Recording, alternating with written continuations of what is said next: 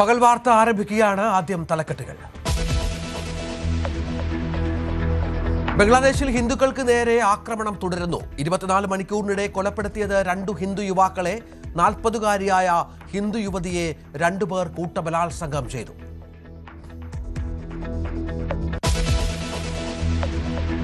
രാഷ്ട്രീയ പാർട്ടികൾക്ക് മുന്നറിയിപ്പുമായി കത്തോലിക്ക സഭ. ക്രൈസ്തവ സമുദായത്തോടുള്ള അവഗണന നിയമസഭാ തെരഞ്ഞെടുപ്പിൽ പ്രതിഫലിക്കുമെന്ന് സഭാ മുഖപത്രത്തിൽ ലേഖനം. JB കോശി കമ്മീഷൻ റിപ്പോർട്ട് നടപ്പാക്കാത്തത് അനീതിയെന്നും വിമർശനം. സിറോ മലബാർ സഭയുടെ സിനഡ് സമ്മേളനത്തിന് തുടക്കം.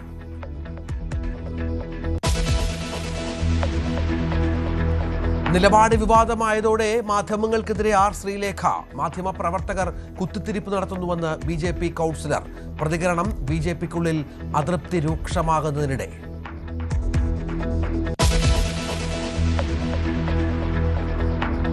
മധുര തിരുപ്പകുണ്ട്രം മലയിലെ ദീപം തെളിയിക്കലിൽ തമിഴ്നാട് സർക്കാർ തിരിച്ചടി. ദർഗയിലെ കൽത്തൂണിൽ തന്നെ ദീപം തെളിയിക്കാം. ഹൈക്കോടതി സിംഗിൾ ബെഞ്ച് ഉത്തരവ് ഡിവിഷൻ ബെഞ്ച് അംഗീകരിച്ചു. സ്റ്റാലിൻ സർക്കാർ സാങ്കല്പിക ഭീതി പരത്തുന്നുവെന്നും വിമർശനം.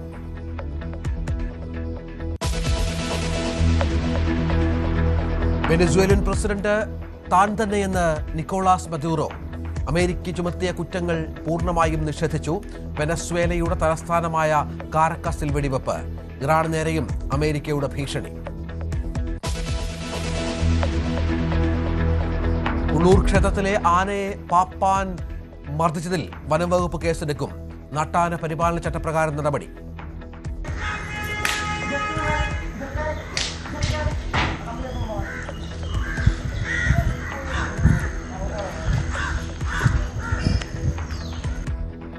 കാർത്തികേയനെ ക്രൂരമായി മർദ്ദിക്കുന്ന ദൃശ്യങ്ങൾ പുറത്തു വന്ന ഇന്നലെ പാപ്പാൻ വിഷ്ണു ലഹരി ഉപയോഗിക്കുന്ന ദൃശ്യങ്ങളും പുറത്ത്.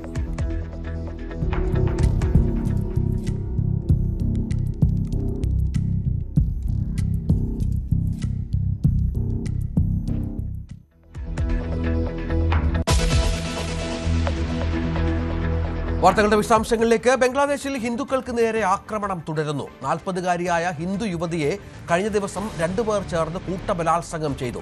തുടർന്ന് മരത്തിൽ കെട്ടിയിട്ട് തലമുടി മുറിക്കുകയും ദൃശ്യങ്ങൾ സമൂഹമാധ്യമങ്ങളിൽ പ്രചരിപ്പിക്കുകയും ചെയ്തു.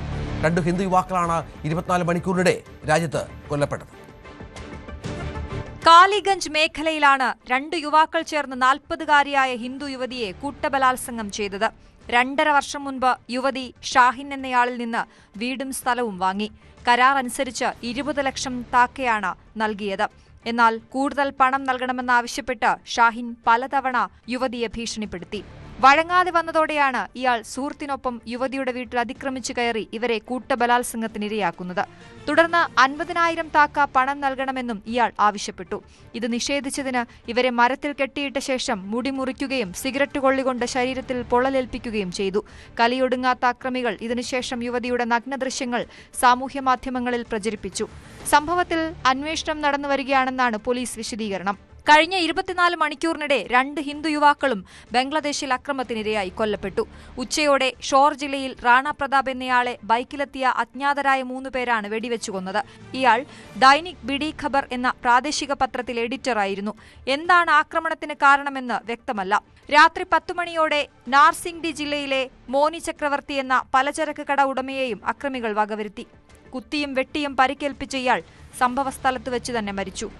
2 സംഭവത്തിലും കുറ്റവാളികൾ ആരാണെന്ന് കണ്ടെത്താൻ പോലീസിനായിട്ടില്ല.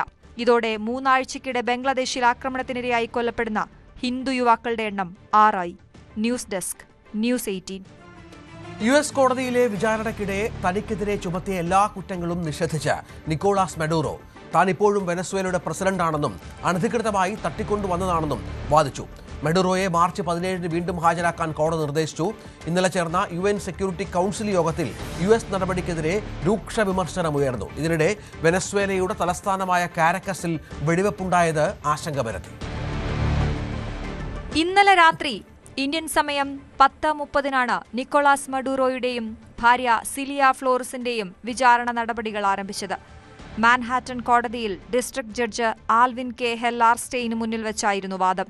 വിവിധ വകുപ്പുകൾ ചുമത്തി 25 പേജുള്ള കുറ്റപത്രമായിരുന്നു പ്രോസിക്യൂഷൻ സമർപ്പിച്ചത്. എന്നാൽ മഡൂറോ തനിക്കെതിരെയുള്ള എല്ലാ ആരോപണങ്ങളും നിഷേധിച്ചു. താൻ ഒരു കുറ്റവും ചെയ്തിട്ടില്ലെന്നും തന്നെ അനധികൃതമായി തട്ടിക്കൊണ്ടുവന്നതാണെന്നും മഡൂറോ പറഞ്ഞു. താൻ ഇപ്പോഴും വെനസ്വേലയുടെ പ്രസിഡന്റ് തന്നെയാണെന്നും വാദിച്ചു. ഇനി മാർച്ച് 17-നാകും കേസിൽ തുടർ വിചാരണ ആരംഭിക്കുക. അതേസമയം UN സെക്യൂരിറ്റി കൌൺസിൽ യോഗത്തിൽ US നടപടിക്കെതിരെ കടുത്ത വിമർശനമാണ് ഉയർന്നത്. Brazil, China, Colombia, Cuba, Mexico, Russia, ദക്ഷിണാഫ്രിക്ക എന്നീ രാജ്യങ്ങൾ US ആക്രമണത്തെ അപലപിച്ചു. നീക്കം മേഖലയിൽ അസ്ഥിരതയുണ്ടാക്കുമെന്നും ഇത് അന്താരാഷ്ട്ര നിയമങ്ങളുടെ ലംഘനമാണെന്നുമാണ് UN secretary general Antonio Guterres പറഞ്ഞത്. എന്നാൽ വിമർശനങ്ങൾ പാടെ തള്ളിക്കളഞ്ഞ US പ്രതിനിധി മൈക്ക് വാൾട്സ് ജനാധിപത്യപരമായി തെരഞ്ഞെടുക്കപ്പെട്ട പ്രതിനിധികൾക്ക് നൽകുന്ന അതേ പരിഗണന ഒരു മയക്കുമരുന്ന് കടത്തുകാരന് നൽകുന്ന UN എന്ത് തരം സംഘടനയാണെന്ന് ചോദിക്കുകയും ചെയ്തു. If the UN and the United Nations in this body confers legitimacy on an illegitimate narco-terrorist and the same treatment in this charter of a democratically elected president or head of state, what kind of organization is this?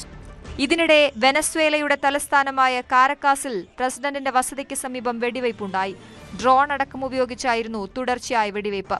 എന്നാൽ ഇത് വിവിധ സുരക്ഷാ സേനകൾ തമ്മിലുള്ള ആശയവിനിമയ പിഴവ് കാരണം സംഭവിച്ചതാണെന്നും ആശങ്കപ്പെടേണ്ട സാഹചര്യമില്ലെന്നും സർക്കാർ വൃത്തങ്ങൾ അറിയിച്ചു. News desk, news 18. US വെനസ്വേലയെ ആക്രമിച്ചതോടെ ഇറാൻ ഭരണകൂടവും കടുത്ത ആശങ്കയിലായി. പ്രതിഷേധക്കാരെ തണുപ്പിക്കാൻ തുടർച്ചയായി പരാജയപ്പെടുന്നതിനിടെ മരണസംഖ്യ 17ആയി. സാഹചര്യം നിരീക്ഷിച്ചു വരികയാണെന്നും കൂടുതൽ പേർ കൊല്ലപ്പെട്ടാൽ ഇറാന് ശക്തമായ തിരിച്ചടി നൽകുമെന്നും ട്രംപ് ആവർത്തിച്ചു. സാഹചര്യം വഷളാകുന്നതിനിടെ ഇറാനിലെ ഇന്ത്യൻ പൗരന്മാർക്ക് വിദേശകാര്യ മന്ത്രാലയം ജാഗ്രതാ നിർദ്ദേശം പുറപ്പെടുവിച്ചു. MG മിഥുൻ ഏറ്റവും പുതിയ വിവരങ്ങളുമായി ചേരണം. മിഥുന്, ഇന്ത്യൻ പൗരന്മാർക്കും ജാഗ്രതാ നിർദ്ദേശമുണ്ട്. ഇറാനിൽ ആഭ്യന്തര സംഘർഷത്തിന് ഒട്ടും അയവില്ല. അയത്തുള്ള ഖൊമേനി രാജ്യം വിട്ടുപോകാൻ ശ്രമം നടത്തുന്നുവെന്ന വിവരങ്ങളൊക്കെ പുറത്തു വരുന്നു. കാര്യങ്ങൾ അത്ര ശുഭകരമല്ല അവിടെ. ഇജിത്ത്, തീർച്ചയായും എന്തായാലും ഒരു അട്ടിമറി സാധ്യത തള്ളാനാകില്ല എന്നുള്ളത് തന്നെയാണ് ഈ ഒരു ഘട്ടത്തിൽ മനസ്സിലാക്കുന്നത്. അത് മുന്നിൽ കണ്ടുള്ള നീക്കമാണ് ഇപ്പോൾ ഖമനേയി ഭരണകൂടത്തിന്റെ ഭാഗത്ത് നിന്ന് ഉണ്ടാകുന്നത്. ഒരു പക്ഷേ രാജ്യം വിട്ടു പോയാൽ അത് ഒരു അട്ടിമറി സാധ്യതകൾക്ക് വഴിയൊരുക്കുന്ന തരത്തിലേക്ക് കാര്യങ്ങൾ പോകും. അതുകൊണ്ട് തന്നെ അക്കാര്യങ്ങൾ സംയോജിച്ചതിന് ശേഷം മാത്രം മറ്റ് നടപടികൾ സ്വീകരിച്ചാൽ മതി എന്നുള്ളതാണ്. പ്രത്യേകിച്ച് ഈ വെനസ്വേലയിൽ ഉണ്ടായിട്ടുള്ള ഇപ്പോഴത്തെ US-ന്റെ നടപടി അതുകൂടി ഇവർ മുന്നിൽ കാണുന്നുണ്ട്. അങ്ങനെ ഒരു ആക്രമണം ഇറാനിലും ഉണ്ടായാൽ അത് കനത്ത തിരിച്ചടിയിലേക്ക് പോകേണ്ടിയിരിക്കുന്നു എന്നുള്ള ഒരു നിഗമനം ഉണ്ട്. അതുകൊണ്ട് തന്നെ ഉടനടി തന്നെ ഇപ്പോൾ റഷ്യയിലേക്ക് കടക്കേണ്ടതില്ല, അല്ലെങ്കിൽ ഒരു പലായനം ഉടൻ തന്നെ ചെയ്യേണ്ടത് ആവശ്യമില്ല എന്നുള്ള രീതിയിലേക്ക് കാര്യങ്ങൾ എത്തിച്ചേർന്നിരിക്കുന്നു എന്നാണ് നമുക്ക് മനസ്സിലാക്കാൻ സാധിക്കുന്നത്. അതിന് മുന്നോടിയായി തന്നെ ഇപ്പോഴത്തെ പ്രതിസന്ധി അത് പരിഹരിച്ച് മുന്നോട്ട് പോവുക എന്നുള്ളതാണ്. മുൻകാലങ്ങളിലും സമാനമായ രീതിയിലുള്ള പ്രതിസന്ധിയൊക്കെ ഉടലെടുത്തപ്പോൾ അപ്പോഴും അത് കൃത്യമായി അവ സംയോജിപ്പിച്ച് അക്കാര്യങ്ങൾ പരിഹരിച്ച് മുന്നോട്ട് പോകാൻ ഇറാനെ സംബന്ധിച്ച് സാധിച്ചിട്ടുണ്ട്. അത് നമ്മൾ 2015 കണ്ടതാണ്. അന്നും ഇതുപോലെ തന്നെ റിയാലിന് ഇത്രയധികം മൂല്യത്തകർച്ച ഉണ്ടായപ്പോഴും അതിൽ നിന്നൊക്കെ കരകയറി വീണ്ടും ഇറാൻ പഴയ രീതിയിലേക്ക്, പഴയ അവസ്ഥയിലേക്കൊക്കെ തിരിച്ചു വന്ന് നമ്മൾ കണ്ടതാണ്. ആ രീതിയിലേക്ക് എത്തിക്കാനുള്ള സാധ്യത ഇപ്പോഴുണ്ടോ എന്നുള്ളത് പരിശോധിച്ച് വരികയാണ്. പക്ഷേ ഈ പ്രക്ഷോഭം അത് വളരെ രൂക്ഷമായി മുന്നോട്ട് പോകുന്നു എന്നുള്ളതാണ് ഈ ഖമനേയി ഭരണകൂടത്തെ സംബന്ധിച്ച് വലിയ വെല്ലുവിളിയായിരിക്കുന്നത്. ഇത് അടിച്ചമർത്താനുള്ള എല്ലാ ശ്രമങ്ങളും IRGC-യുടെയും ഒപ്പം തന്നെ സേനയുടെയും ഒക്കെ ഭാഗത്തു നിന്നൊക്കെ നടക്കുന്നുണ്ട്. പക്ഷേ പലയിടത്തും കനത്ത ഏറ്റുമുട്ടൽ ഇപ്പോഴും തുടരുന്നു. അതൊന്ന് ശമിപ്പിക്കാനോ അല്ലെങ്കിൽ അക്കാര്യത്തിലൊരു സമവായ തലത്തിലേക്ക് എത്തിക്കാനോ സാധിക്കുന്നില്ല എന്നുള്ളതാണ് ഒരു വശത്ത് നിലനിൽക്കുന്നത്. എന്തായാലും നിലവിൽ 33 പ്രവിശ്യയിൽ 23 അതായത് 31 പ്രവിശ്യയിൽ 23 അതിരൂക്ഷമായ പോരാട്ടം നടക്കുന്നു. സേനാ വിഭാഗങ്ങളും ഒപ്പം തന്നെ പ്രക്ഷോഭകാരികളും തമ്മിൽ ഏറ്റുമുട്ടൽ നടക്കുന്നു. ഇതിൽ കുർദിഷ് മേഖലയിലാണ് ഏറ്റവും കൂടുതൽ ഏറ്റുമുട്ടൽ ഉണ്ടായിരിക്കുന്നത് എന്നുള്ളതാണ്. അവിടെയാണ് ഏറ്റവും കൂടുതൽ പേർ മരണപ്പെടുകയും ചെയ്തത്. കഴിഞ്ഞ ദിവസം 4 പേർ ഇവിടെ കൊല്ലപ്പെട്ടിട്ടുണ്ട്. അത് ഈ പ്രക്ഷോഭകാരികളിൽ നിന്നുള്ളവർ തന്നെയാണ്. അങ്ങനെയാണ് ട്രംപിന്റെ ഭാഗത്തുനിന്ന് ഒരു മുന്നറിയിപ്പ് കൂടി വന്നത്. ഇനി ഒരു തരത്തിലുള്ള രക്തച്ചൊരിച്ചിൽ അവിടെ ഉണ്ടായാൽ, അതായത് ആർക്കെങ്കിലും ജീവൻ നഷ്ടപ്പെട്ടാൽ തങ്ങൾ എന്താണ് ചെയ്യാൻ പോകുന്നതെന്ന് കണ്ടറിയണം എന്നുള്ള രീതിയിലുള്ള ചില ഭീഷണിയൊക്കെ അമേരിക്കൻ പ്രസിഡന്റ് ഡൊണാൾഡ് ട്രംപിന്റെ ഭാഗത്തു നിന്ന് ഉണ്ട്. അതൊക്കെ മുന്നിൽ കണ്ടുകൊണ്ടുള്ള ഒരു ഏകോപനപരമായിട്ടുള്ള ചില ചർച്ചകൾ ഇതിന്റെ ഭാഗമായി നടക്കുന്നുണ്ട്. പക്ഷേ ഇപ്പോഴും സമാധാനം പുനഃസ്ഥാപിക്കാൻ ഇതുവരെയും ആകുന്നില്ല എന്നുള്ളതാണ് ആശയക്കുഴപ്പമായി നിലനിൽക്കുന്നത്. അതാണ് സാഹചര്യം. MG മിഥുനാണ് വിവരങ്ങൾ പങ്കുവച്ചത്. രാഷ്ട്രീയ പാർട്ടികൾക്ക് മുന്നറിയിപ്പുമായി കത്തോലിക്ക സഭ ഇന്ന് രംഗത്ത് വന്നതും പ്രധാനപ്പെട്ട വാർത്തയായി. ക്രൈസ്തവ സമുദായത്തോടുള്ള അവഗണന നിയമസഭാ തെരഞ്ഞെടുപ്പിൽ പ്രതിഫലിക്കുമെന്നും സഭാവിശ്വാസികളുടെ നിലപാട് നിർണായകമാകുമെന്നും സഭാമുഖപത്രമായ ദീപികയിലെ ലേഖനത്തിൽ വിമർശിക്കുന്നു. JB കോശി കമ്മീഷൻ റിപ്പോർട്ട് നടപ്പിലാക്കാത്തത് അനീതിയാണ്. റിപ്പോർട്ട് ഉണ്ടായി, എന്നാൽ നീതി ഉണ്ടായില്ലെന്ന കുറ്റപ്പെടുത്തലും ലേഖനത്തിലുണ്ട്.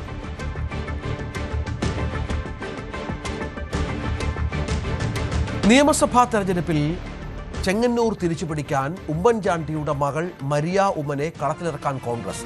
ഉമ്മൻചാണ്ടിയുടെ മകൾ സ്ഥാനാർത്ഥിയാകുന്നത് സംസ്ഥാനത്താകെ ഗുണം ചെയ്യുമെന്നാണ് പാർട്ടി വിലയിരുത്തൽ. കോൺഗ്രസ് നേതൃത്വത്തിൽ ഇക്കാര്യത്തിൽ ചർച്ചകൾ തുടരുകയാണ്. സംസ്ഥാനത്ത് എങ്ങനെയാണ് തെരഞ്ഞെടുപ്പ് വിജയം ഉണ്ടാക്കാൻ കഴിയുക എന്നുള്ള ചർച്ചകളായിരുന്നു കഴിഞ്ഞ കുറേ കാലമായി കോൺഗ്രസ് ഉള്ളത്. അവിടെ പല ജില്ലകളും കയ്യിൽ നിന്ന് നഷ്ടപ്പെട്ടു പോയ സാഹചര്യമുണ്ട്. ഇപ്പോൾ കോഴിക്കോടോ അല്ലെങ്കിൽ പത്തനംതിട്ടയോ ഒക്കെ ആ ജില്ലകളിൽ സ്വാധീനം തിരിച്ചുറപ്പിക്കുക. ആലപ്പുഴ ജില്ലയിലടക്കം ഏതാണ്ട് ഭൂരിപക്ഷം സീറ്റുകളിലും പരാജയപ്പെടുന്ന സാഹചര്യമുണ്ട്. അവിടെയാണ് പരമ്പരാഗതമായി കോൺഗ്രസിനൊപ്പം ഉണ്ടായിരുന്ന സീറ്റുകൾ എങ്ങനെ തിരിച്ചു പിടിക്കാമെന്ന ചർച്ച നടക്കുന്നത്. അവിടെയാണ് ചെങ്ങന്നൂരിൽ ഡോക്ടർ മറിയ ഉമ്മൻ്റെ പേര്, ഉമ്മൻചാണ്ടിയുടെ മകൾ മറിയ ഉമ്മൻ്റെ പേര് കോൺഗ്രസിൻ്റെ സജീവ ചർച്ചകളിലേക്ക് എത്തുന്നതെന്നാണ് നമുക്ക് ലഭ്യമാകുന്ന വിവരം. മറിയയെ സ്ഥാനാർത്ഥിയാക്കിയാൽ പ്രത്യേകിച്ച് സാമുദായികമായി ഓർത്തഡോക്സ് സഭയ്ക്ക് വലിയ ബലമുള്ള സ്ഥലമാണ് ചെങ്ങന്നൂർ. ആ വോട്ടുകളടക്കം പരമാവധി സമാഹരിച്ച് മുന്നോട്ട് കൊണ്ടുപോകാൻ കഴിയും. ഓർത്തഡോക്സ് വോട്ടുകൾ മാത്രമല്ല, വിവിധ സഭാ സമൂഹവുമായൊക്കെ ചേർന്ന് നിന്നുകൊണ്ട് കഴിഞ്ഞ കുറേ കാലമായി പ്രവർത്തിക്കുന്ന ആളുകൂടിയാണ് മറിയ ഉമ്മൻ. NSS ഉൾപ്പെടെയുള്ള സംവിധാനങ്ങളുമായും വളരെ അടുത്ത ബന്ധം പുലർത്തുന്നു മറിയ ഉമ്മൻ. അങ്ങനെ ആ നിലയിൽ മുന്നിട്ടിറക്കി കഴിഞ്ഞാൽ സജി ചെറിയാനെ പരാജയപ്പെടുത്താം എന്ന് കോൺഗ്രസ് കരുതുകയാണ്. പ്രത്യേകിച്ച് സജി ചെറിയാൻ കഴിഞ്ഞ കുറേ കാലങ്ങളായി പല വിവാദങ്ങളിലും പെട്ടയാളാണ്. കഴിഞ്ഞ തവണ വലിയ ഭൂരിപക്ഷത്തിൽ വിജയിച്ചു എങ്കിൽ പോലും ഏറ്റവും ഒടുവിൽ വന്ന തദ്ദേശ തെരഞ്ഞെടുപ്പ് ഫലം അനുസരിച്ച് ഇടതുമുന്നണി മുന്നിൽ നിൽക്കുന്നുണ്ടെങ്കിൽ പോലും കോൺഗ്രസുമായി വളരെ ചെറിയ 2000-ൽ താഴെ വോട്ടുകളുടെ വ്യത്യാസം മാത്രമാണ് അവിടെ ഉള്ളത്. മറ്റൊന്ന് BJPയും അവിടെ ശക്തമായി ത്രികോണ മത്സരത്തിൽ നിൽക്കുന്നു. 41,000-ൽ പരം വോട്ടുകൾ കഴിഞ്ഞ തദ്ദേശ തെരഞ്ഞെടുപ്പിൽ ലഭിച്ചിട്ടുണ്ട്. അങ്ങനൊരു ത്രികോണ പോരാട്ടം നടക്കുമ്പോൾ മറിയ ഉമ്മനെ പോലെ ഉമ്മൻചാണ്ടി കുടുംബത്തിൽപ്പെട്ട ഒരാൾ മത്സരിക്കാനെത്തുമ്പോൾ പൊതു സമൂഹത്തിൻ്റെ അടക്കം വോട്ടുകൾ നേടുകയും അങ്ങനെ ആ മണ്ഡലം തിരിച്ചു പിടിക്കാൻ കഴിയുമെന്നും കോൺഗ്രസ് കരുതുകയാണ്. എന്തായാലും ചർച്ചകൾ തുടരുകയാണ്. ഒരു ഘട്ടത്തിൽ ആറന്മുളയിൽ മത്സരിപ്പിച്ചാലോ എന്നുള്ള ആലോചനകളും നടന്നിരുന്നു. അവിടെയും അബിൻ വർക്കിയുടെ പേര് ഈ 2 മണ്ഡലങ്ങളിലും കേൾക്കുന്നുണ്ട്. ഒരുപക്ഷെ അന്തിമ തീരുമാനം വൈകാതെ ഉണ്ടാകുമെന്നാണ് മനസ്സിലാക്കാൻ സാധിക്കുന്നത്. ഇനി അബിനെ ചെങ്ങന്നൂരേക്ക് മത്സരിപ്പിക്കുകയാണെങ്കിൽ ഒരുപക്ഷെ മറിയ ആറന്മുളയിലേക്ക് മാറാനുള്ള സാധ്യത ഉണ്ട്. പക്ഷേ ഏറ്റവും പ്രധാനപ്പെട്ട പ്രഥമ പരിഗണനയായി മറിയെ ചെങ്ങന്നൂരിൽ മത്സരിപ്പിക്കും എന്നുള്ളതാണ് നമുക്ക് ലഭ്യമാകുന്ന വിവരം. മറ്റൊന്നുള്ളത് ചാണ്ടി ഉമ്മൻ പുതുപ്പള്ളിയിൽ തന്നെ തുടരും. അച്ചു ഉമ്മൻ ഈ തെരഞ്ഞെടുപ്പിൽ മത്സരരംഗത്തുണ്ടാകില്ല എന്നും നമുക്ക് വിവരം ലഭിക്കുന്നുണ്ട്. ഇടുക്കിയിൽ റോഷി അഗസ്റ്റിനെതിരെ PA ജോസഫിനെ മത്സരിപ്പിക്കാൻ ആലോചന. സീറ്റ് കോൺഗ്രസ് ഏറ്റെടുക്കാൻ നീക്കം നടത്തുമ്പോഴാണ് കേരള കോൺഗ്രസിന്റെ നീക്കം. ഇടുക്കി മണ്ഡലം വിട്ടുനൽകുന്ന നിലപാടിലാണ് കേരള കോൺഗ്രസ് നേതൃത്വം. ജോസഫ് മത്സരിക്കാൻ സന്നദ്ധനായില്ലെങ്കിൽ ജില്ലാ പ്രസിഡന്റ് പ്രൊഫസർ MJ ജേക്കബിനെയാണ് പരിഗണിക്കുന്നത്. ജോസഫിന്റെ മകൻ അബു ജോൺ ജോസഫ് തൊടുപുഴയിൽ മത്സരിക്കും. ടോം കുര്യാക്കോസ് വിവരങ്ങൾ പങ്കുവെക്കും. ടോം, സിറ്റിംഗ് സീറ്റുകളാണ്, നേരത്തെ മത്സര സീറ്റുകളാണ്. അത് വിട്ടുകൊടുക്കാൻ ഒരിക്കലും തയ്യാറാവില്ല. ഏതെങ്കിലും വിട്ടുവീഴ്ചയ്ക്ക് തയ്യാറാകില്ല. കാരണം ശക്തി കേന്ദ്രങ്ങളാണ്. എന്താണ് സംഭവിക്കുന്നത് UDFൽ അവിടെ? രഞ്ജിത്ത്, കേരള കോൺഗ്രസിന്റെ ശക്തി കേന്ദ്രങ്ങളാണ് കോട്ടയം, ഇടുക്കി ജില്ലകൾ. അതായത് കഴിഞ്ഞ നിയമസഭാ തെരഞ്ഞെടുപ്പിൽ UDFൽ കേരള കോൺഗ്രസ് 9 സീറ്റുകളിൽ മത്സരിച്ചിരുന്നു. ആ 9-ൽ 5 സീറ്റും ഇടുക്കിയിലും കോട്ടയത്തുമായാണ്. അതായത് ഇടുക്കി ജില്ലയിലെ ആകെയുള്ള 5 സീറ്റിൽ 2 കേരള കോൺഗ്രസ് ജോസഫ് ഗ്രൂപ്പായിട്ട് മത്സരിച്ചത്. തൊടുപുഴയിൽ ജോസഫ് മത്സരിച്ചു. പക്ഷെ ഇടുക്കിയില് ഫ്രാൻസിസ് ജോർജ് റോഷി അഗസ്റ്റിന് മുന്നിൽ പരാജയപ്പെടുന്ന സാഹചര്യമുണ്ടായി. ഇതിന്റെ പശ്ചാത്തലത്തിലാണ് UDFന്റെ ശക്തി കേന്ദ്രമായിട്ടുള്ള ഇടുക്കി ഇത്തവണ തിരിച്ചു പിടിക്കണമെങ്കിൽ, അതായത് റോഷി അഗസ്റ്റിൻ തുടർച്ചയായ 5 തവണയായി, അതായത് 91 മുതൽ 2001 മുതൽ അവിടുത്തെ MLA ആണ് ഇടുക്കി നിയോജകമണ്ഡലത്തെ പ്രതിനിധീകരിക്കുന്നുണ്ട്. ഇത്തവണ റോഷി അഗസ്റ്റിനെ പരാജയപ്പെടുത്തണമെങ്കിൽ കോൺഗ്രസ് ആ സീറ്റ് ഏറ്റെടുക്കണം എന്നൊരു വാദം DCC നേതൃത്വം KPCക്ക് മുന്നിൽ വെച്ചിട്ടുണ്ട്. ഈ പശ്ചാത്തലത്തിലാണ് കേരള കോൺഗ്രസിന്റെ ചെയർമാനായിട്ടുള്ള PJ ജോസഫിനെ ഇത്തവണ ഇടുക്കിയിൽ മത്സരിപ്പിക്കാം എന്നൊരു ആലോചന വരുന്നത്. അതായത് ഒരു ജയസാധ്യതയുള്ള ആൾ തന്നെ ഇടുക്കിയിൽ മത്സരിക്കണമെന്ന് കോൺഗ്രസ് നേതൃത്വം കേരള കോൺഗ്രസിനോട് പറഞ്ഞിട്ടുണ്ട്. പക്ഷേ അതുകൊണ്ടാണ് PJ ജോസഫിനെ പോലെയുള്ള ഒരു കരുത്തനെ ഇടുക്കിയിൽ കൊണ്ടുപോയി ഇടുക്കിയിൽ മത്സരിച്ചു കഴിഞ്ഞാൽ ഇടുക്കിയിൽ അത്രയധികം വലിയ സ്വാധീനമുള്ള, ഇടുക്കിയിലെ എല്ലാ മേഖലകളിലും വലിയ ബന്ധങ്ങളുള്ള വ്യക്തിയാണ് PJ ജോസഫ്. മകൻ തൊടുപുഴയിൽ, അബു ജോൺ ജോസഫ് തൊടുപുഴയിൽ മത്സരിക്കുന്ന സാഹചര്യം വരുമ്പോൾ സ്വാഭാവികമായും ഇടുക്കിയിൽ PJ ജോസഫ് എത്തുമ്പോൾ അത് ഇടുക്കി ജില്ലയിലെ എമ്പാടും ആ ഒരു മുന്നേറ്റം UDFന് ഉണ്ടാകുമെന്ന് കണക്കാക്കുന്നുണ്ട്, പ്രതീക്ഷിക്കുന്നുണ്ട്. നമുക്കറിയാം 1970 മുതൽ പി ജെ ജോസഫ് തൊടുപുഴയിൽ മത്സരിക്കുന്നുണ്ട്. തുടർച്ചയായി 10 തവണ വിജയിച്ചു. 2001 മാത്രമാണ് പി ടി തോമസിനോട് പരാജയപ്പെട്ടത്. 91 അദ്ദേഹം ലോക്സഭയിലേക്കാണ് മത്സരിച്ചത്. മറ്റ് തുടർച്ചയായി 10 തവണ വിജയിക്കുന്നു, 7 തവണ മന്ത്രിയാകുന്നു. അങ്ങനെ വലിയ രാഷ്ട്രീയ പാരമ്പര്യമുണ്ട്. ഇടുക്കിയിലും മധ്യ കേരളത്തിലും പി ജെ ജോസഫിന്റെ സ്വാധീനം. പി ജെ ജോസഫ് മത്സരിക്കാൻ എത്തുമ്പോൾ 84 വയസ്സുണ്ട്. പക്ഷേ എങ്കിൽ പോലും അദ്ദേഹം ആരോഗ്യവാനാണ്. ഈ ഇടുക്കിയിലെ ഹൈറേഞ്ച് മേഖലകളെ തൊട്ടറിഞ്ഞ മനുഷ്യനാണ്. ഇടുക്കിയുടെ വികസനത്തിൽ വലിയ രീതിയിൽ ഇടപെടൽ നടത്തിയിട്ടുള്ള ഒരു രാഷ്ട്രീയ നേതാവാണ്. അതുകൊണ്ടാണ് പി ജെ ജോസഫ് മത്സരിച്ചു കഴിഞ്ഞാൽ കോൺഗ്രസ് ആ സീറ്റിലെ അവകാശവാദം ഉന്നയിക്കില്ല. അതുകൊണ്ട് പി ജെ ജോസഫിനെ കളത്തിലിറക്കാനാണ് കേരള കോൺഗ്രസിന്റെ നീക്കങ്ങൾ. ടോമാണ് വിവരങ്ങൾ പങ്കുവച്ചത്. നേമത്തെ സ്ഥാനാർത്ഥം സംബന്ധിച്ച് പാർട്ടി സെക്രട്ടറിയുടെ വിശദീകരണമാണ് ശരിയെന്ന് മന്ത്രി വി ശിവൻകുട്ടി. താൻ പറഞ്ഞത് മാധ്യമങ്ങൾ വളച്ചൊടിച്ചു. ബിജെപിയുടെ നേമത്തെ അക്കൗണ്ട് ക്ലോസ് ചെയ്തതാണെന്നും ഏത് രാഷ്ട്രീയ സാഹചര്യം മാറിയാലും അതിനെ തുറക്കില്ലെന്നും ശിവൻകുട്ടി പ്രതികരിച്ചു. പാർട്ടിയുടെ സംസ്ഥാന കമ്മിറ്റി സെക്രട്ടറി ഈ കാര്യത്തെ സംബന്ധിച്ചിടത്തോളം നടത്തിയിട്ടുള്ള വിശദീകരണമാണ് ശരിയായ വിശദീകരണം. അതാണ് പാർട്ടിയുടെയും എന്റെ അഭിപ്രായം. ഇതിലെ ഈ പഞ്ചായത്ത് കോർപ്പറേഷൻ തെരഞ്ഞെടുപ്പിന് ശേഷമുള്ള രാഷ്ട്രീയ സാഹചര്യത്തിൽ അവിടെ ഒരു വിജയസാധ്യത കുറവാണ് എന്നുള്ള ഒരു ആശങ്കയുണ്ട്. വിജയവും തോൽവിയുടെ പ്രശ്നം അല്ലല്ലോ നമ്മളിവിടെ ചർച്ച ചെയ്തുകൊണ്ടിരിക്കുന്നത്. എന്റെ സ്ഥാനാർത്ഥിത്വമാണല്ലോ ഇവിടെ ചർച്ച ചെയ്തുകൊണ്ടിരിക്കുന്നത്. അത് ഞാൻ തൃശ്ശൂരിൽ പറഞ്ഞതിനെ മാധ്യമങ്ങൾ വളച്ചൊടിച്ച് പ്രസിദ്ധീകരിച്ചു. ഞാൻ എന്റെ വിശദീകരണം നൽകി. അതിന്റെ അടിസ്ഥാനത്തിൽ പാർട്ടിയുടെ സംസ്ഥാന സെക്രട്ടറി ഒരു വിശദീകരണം നൽകി. പാർട്ടിയുടെ സംസ്ഥാന സെക്രട്ടറി നൽകിയിട്ടുള്ള വിശദീകരണമാണ് എന്റെയും അഭിപ്രായം. അത് തന്നെയാണ് ഞാനും അംഗീകരിക്കുന്നത്. പാർട്ടി പറഞ്ഞ അവിടെ മത്സരിക്കും. പാർട്ടി സംസ്ഥാന സെക്രട്ടറി പറഞ്ഞതാണ് എന്റെ അഭിപ്രായം. മത്സരിക്കട്ടെ, അയാൾക്ക് 140 മണ്ഡലങ്ങളിൽ മത്സരിക്കാനുള്ള അവകാശമുണ്ടല്ലോ.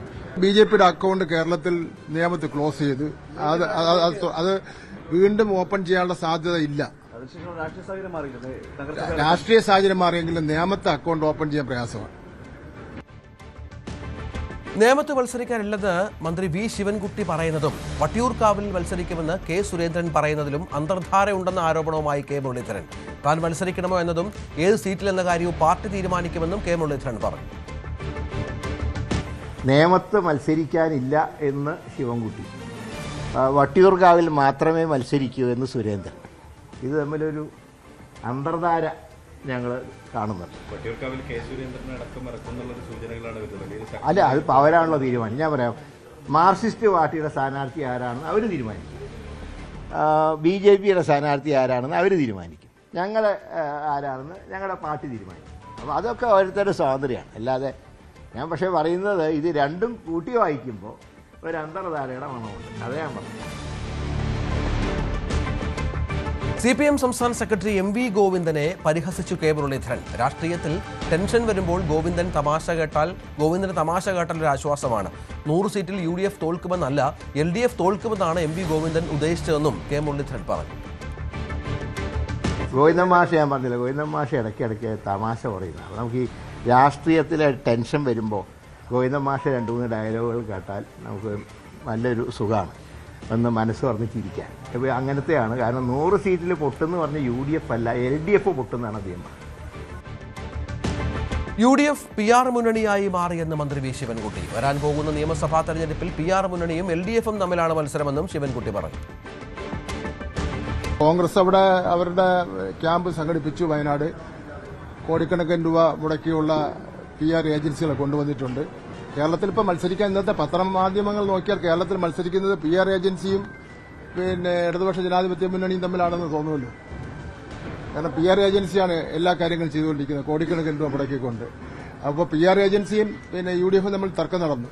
കാര്യത്തിൽ ഭരണവിരുദ്ധ വികാരമുണ്ടെന്ന് പ്രചരണം നടത്തണമെന്ന് പറഞ്ഞപ്പോൾ അവരുടെ സർവേയിൽ നിന്ന് കിട്ടിയ വിവരമനുസരിച്ചാണെങ്കിൽ ഭരണവിരുദ്ധ വികാരമില്ല. അപ്പോൾ അതിൽ തർക്കം ഇപ്പോൾ നടന്നുകൊണ്ടിരിക്കുക. നഗരസഭാ ഭരണം കിട്ടിയതോടെ നിയമസഭാ തെരഞ്ഞെടുപ്പിൽ തൃപ്പൂണിത്തുറ മണ്ഡലത്തിൽ വലിയ മുന്നേറ്റമുണ്ടാക്കാൻ കഴിയുമെന്ന പ്രതീക്ഷയിൽ BJP. TP Senkumar, major Ravi എന്നീ പേരുകളാണ് BJP പരിഗണിക്കുന്നത്. തൃപ്പൂണിത്തുറയിൽ ഇക്കുറി വാശിയേറിയ പോരാട്ടത്തിന് തന്നെയാകും കളമൊരുങ്ങുക. കാരണം BJP ആ രീതിയിലുള്ള നീക്കങ്ങളിലേക്ക് വളരെ തുടക്കത്തിലെ തന്നെ മാറിയിട്ടുണ്ട്. പ്രത്യേകിച്ച് നിഷ്പക്ഷമായി കുറേയെങ്കിലും ചിന്തിക്കുന്ന വോട്ടർമാർ ഉള്ള ഒരിടം കൂടിയാണ് തൃപ്പൂണിത്തുറ എന്ന് പറയുന്നത്. അപ്പോൾ അവരുടെ കൂടി ഒരു വോട്ട് ഉറപ്പാക്കാൻ കഴിയുന്ന രീതിയിലേക്ക് സ്ഥാനാർത്ഥി നിർണയം നടത്തുക എന്നതാണ് ലക്ഷ്യമിടുന്നത്. പ്രധാനമായും തന്നെ ആ രീതിയിലുള്ള ചർച്ചകളിലേക്ക് BJP മാറിയിട്ടുണ്ട്. മുൻ DGP ആയിരുന്ന സംസ്ഥാന പോലീസ് മേധാവിയായിരുന്ന TP സെൻകുമാർ, അതോടൊപ്പം തന്നെയാണ് മേജർ രവിയുടെ പേര് കാരണം അതോടൊപ്പം തന്നെ മുൻ സൈനിക ഉദ്യോഗസ്ഥനുമായ മേജർ രവിയുടെ പേര് കൂടി ഇതിലേക്ക് വരികയും ചെയ്യുന്നുണ്ട്. ഏതായാലും ഈ രണ്ട് പേരുകൾക്കും വലിയ രീതിയിലുള്ളൊരു സ്വീകാര്യത മണ്ഡലത്തിൽ ഉണ്ടാകുമെന്നത് തന്നെയാണ്. അപ്പോൾ ഇവരിൽ ആരിലേക്കാണ് ചർച്ചകൾ നീങ്ങുന്നത് എന്നത് മാത്രമാണ് ഇനി അറിയേണ്ടത്. TP സെൻകുമാറിൻ്റെ പേര് ഇതിനു മുൻപും പലവട്ടം ചർച്ചകൾ വന്നതാണ്. പക്ഷേ അദ്ദേഹം അപ്പോഴൊന്നും ഈ സ്ഥാനാർത്ഥിത്വത്തിലേക്ക് അത്തരം കാര്യങ്ങളിലേക്കൊന്നും വഴങ്ങിയിരുന്നില്ല. TP സെൻകുമാർ എന്ന് പറയുന്നത് തന്നെ സർവീസിലിരുന്നു കൊണ്ട് തന്നെ അന്ന് ഈ സർക്കാരിനെതിരെ ഒരു വലിയ നീക്കം നടത്തുകയും അതിൽ വിജയം കൈവരിക്കുകയും എല്ലാം തന്നെ നടത്തിയ ഒരാളാണ്. അങ്ങനെ ഒരു പോരാട്ടത്തിൻ്റെ അതിജീവനത്തിൻ്റെ ഒരു കാര്യം കൂടി TP സെൻകുമാറിനൊപ്പം BJP ഉയർത്തി കാണിക്കുന്നുണ്ട്. അദ്ദേഹത്തിന് ആ രീതിയിലുള്ളൊരു സ്വീകാര്യത ലഭിക്കും എന്നത് പറയുന്നു. നിഷ്പക്ഷ വോട്ടർമാരെ ഉറപ്പിക്കാൻ കഴിയുമെന്ന ഒരു ചർച്ചകൾ അദ്ദേഹത്തിൻ്റെ പേരിലുണ്ട്. മേജർ രവിയെക്കുറിച്ച് പറയുമ്പോഴും ഈ രീതിയിൽ തന്നെയാണ്. BJP വക്താവ് എന്ന രീതിയിലല്ല അദ്ദേഹം ഈ ചർച്ചകളിലും മറ്റും നിറയുന്നത്. ദേശീയത സംബന്ധിയായ കാര്യങ്ങളിലെല്ലാം തന്നെ അദ്ദേഹം ഒരു മുൻ സൈനിക ഉദ്യോഗസ്ഥനാണ്. നിരവധിയായ ഓപ്പറേഷൻസിൽ അടക്കം പങ്കെടുക്കുകയും ചെയ്തിട്ടുള്ള ഒരു ഉദ്യോഗസ്ഥൻ കൂടിയാണ്. അപ്പോൾ സിനിമാ സംവിധായകനാണ്, നടനാണ്. അപ്പോൾ ഇതിലൂടെയെല്ലാം അദ്ദേഹത്തിന് വോട്ടർമാർക്കെല്ലാം തന്നെ സുപരിചിതനാണ്. അപ്പോൾ ഈ രണ്ട് പേരെയും തന്നെ പറഞ്ഞ് പരിചയപ്പെടുത്തേണ്ട കാര്യമില്ല.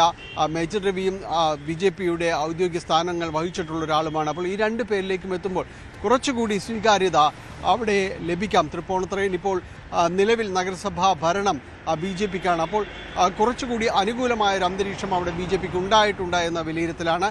ഈ രീതിയിലാണ് സ്ഥാനാർത്ഥി നിർണയം പോകുന്നത്. UDFലും ചർച്ചകൾ സജീവമായതുകൊണ്ട് തന്നെയാണ് BJPയും ഇത്തരം ആശയങ്ങൾ മുന്നോട്ട് വയ്ക്കുന്നത്. രമേഷ് പിഷാരടി ഒരുപക്ഷെ UDFിൻ്റെ സ്ഥാനാർത്ഥിയാണുള്ള, കോൺഗ്രസിൻ്റെ സ്ഥാനാർത്ഥിയാണുള്ള സാധ്യതയുമുണ്ട്. അപ്പോൾ അതുകൊണ്ട് തന്നെയും സിനിമാ ലോകത്തു നിന്ന് തന്നെ ഒരാളെ കൂടി BJP മുന്നോട്ട് വെച്ചാലും അത്ഭുതപ്പെടേണ്ടതില്ല. R ശ്രീലേഖയുടെ പിണക്കത്തിന് പിന്നിൽ നിയമസഭാ തെരഞ്ഞെടുപ്പിൽ വട്ടിയൂർക്കാവ് മണ്ഡലവും ലഭിക്കില്ലെന്ന തിരിച്ചറിവെന്ന സൂചന. മേയർ പദവി ലഭിക്കാത്തത് തന്നെ ശ്രീലേഖയെ അതൃപ്തിയിലാക്കിയിരുന്നു. ഇതിനിടെ K. സുരേന്ദ്രൻ വട്ടിയൂർക്കാവിൽ മത്സരിക്കാൻ എത്തുന്നുവെന്ന റിപ്പോർട്ടുകളാണ് ശ്രീലേഖയെ ചൊടിപ്പിച്ചത്. അതേസമയം വാർത്ത റിപ്പോർട്ട് ചെയ്ത മാധ്യമങ്ങൾ കുത്തിത്തിരിപ്പിന് ശ്രമിക്കുന്നുവെന്നാണ് ശ്രീലേഖയുടെ വിമർശനം. മേയറാക്കാമെന്ന ഉറപ്പിലാണ് BJPക്ക് വേണ്ടി ശാസ്തമംഗലം വാർഡിൽ മത്സരിച്ചതെന്നാണ് ശ്രീലേഖ കഴിഞ്ഞ ദിവസം മാധ്യമങ്ങളോട് പറഞ്ഞത്. എന്നാൽ അതുണ്ടായില്ല. തന്നെക്കാൾ മികച്ച ആളുകളെ കിട്ടിയപ്പോൾ പാർട്ടി മേയറാക്കിയതാകാമെന്നും അവർ പറഞ്ഞു. ഏതായാലും ശ്രീലേഖ കടുത്ത അതൃപ്തിയിൽ തന്നെയാണ്. അത് മേയറാകാത്തതിൽ മാത്രമല്ല, അവർ മേയർ പദവി ആഗ്രഹിച്ചിരുന്നുവെന്ന് വ്യക്തമാണ്. പക്ഷേ VV രാജേഷിനെ മേയറാക്കാനാണ് BJP കേന്ദ്ര നേതൃത്വം തീരുമാനമെടുത്തത്. സംസ്ഥാന നേതൃത്വത്തിന്റെ വലിയൊരു ഭാഗവും രാജേഷിന് വേണ്ടി രംഗത്ത് വരികയായിരുന്നു. അതോടുകൂടിയാണ് ശ്രീലേഖ പാർട്ടി നടപടിയിൽ കടുത്ത അതൃപ്തി രേഖപ്പെടുത്തി രംഗത്ത് വന്നത്. ഇന്ന് പക്ഷേ അവർ പൂർണ്ണമായും ഈ ആരോപണങ്ങൾ തള്ളിക്കൊണ്ട് മാധ്യമങ്ങൾക്കെതിരെ തിരിഞ്ഞിരിക്കുകയാണ്. മാധ്യമങ്ങൾക്ക് കുത്തിത്തിരിപ്പ്, ചില മാപ്രകൾക്ക് കുത്തിത്തിരിപ്പെന്നാണ് ശ്രീലേഖയുടെ ആരോപണം. ഈ മേയർ പദവി നഷ്ടമായത് മാത്രമല്ല, അവരെ ഇങ്ങനെ ഈ പ്രതികരണങ്ങൾക്ക് അവരെ പ്രേരിപ്പിക്കുന്നു എന്ന് വേണം കരുതാൻ. വട്ടിയൂർക്കാവ് നിയമസഭാ മണ്ഡലത്തിലേക്ക് ശ്രീലേഖയെ പരിഗണിക്കുമെന്ന റിപ്പോർട്ടുകളുണ്ടായിരുന്നു. അവരും അത് പ്രതീക്ഷിച്ചിരുന്നു എന്ന് വേണം കരുതാൻ. പക്ഷേ BJP നേതൃത്വം ഇപ്പോൾ വട്ടിയൂർക്കാവിലേക്ക് പരിഗണിക്കുന്നത് മുൻ സംസ്ഥാന അധ്യക്ഷൻ കൂടിയായ K. സുരേന്ദ്രനെയാണ്. സുരേന്ദ്രനും പാലക്കാട് മത്സരിക്കാൻ സംസ്ഥാന നേതൃത്വം നിർദ്ദേശിക്കുന്നുണ്ടെങ്കിലും സുരേന്ദ്രനും താല്പര്യം വട്ടിയൂർക്കാവ് എന്നാണ് സൂചന.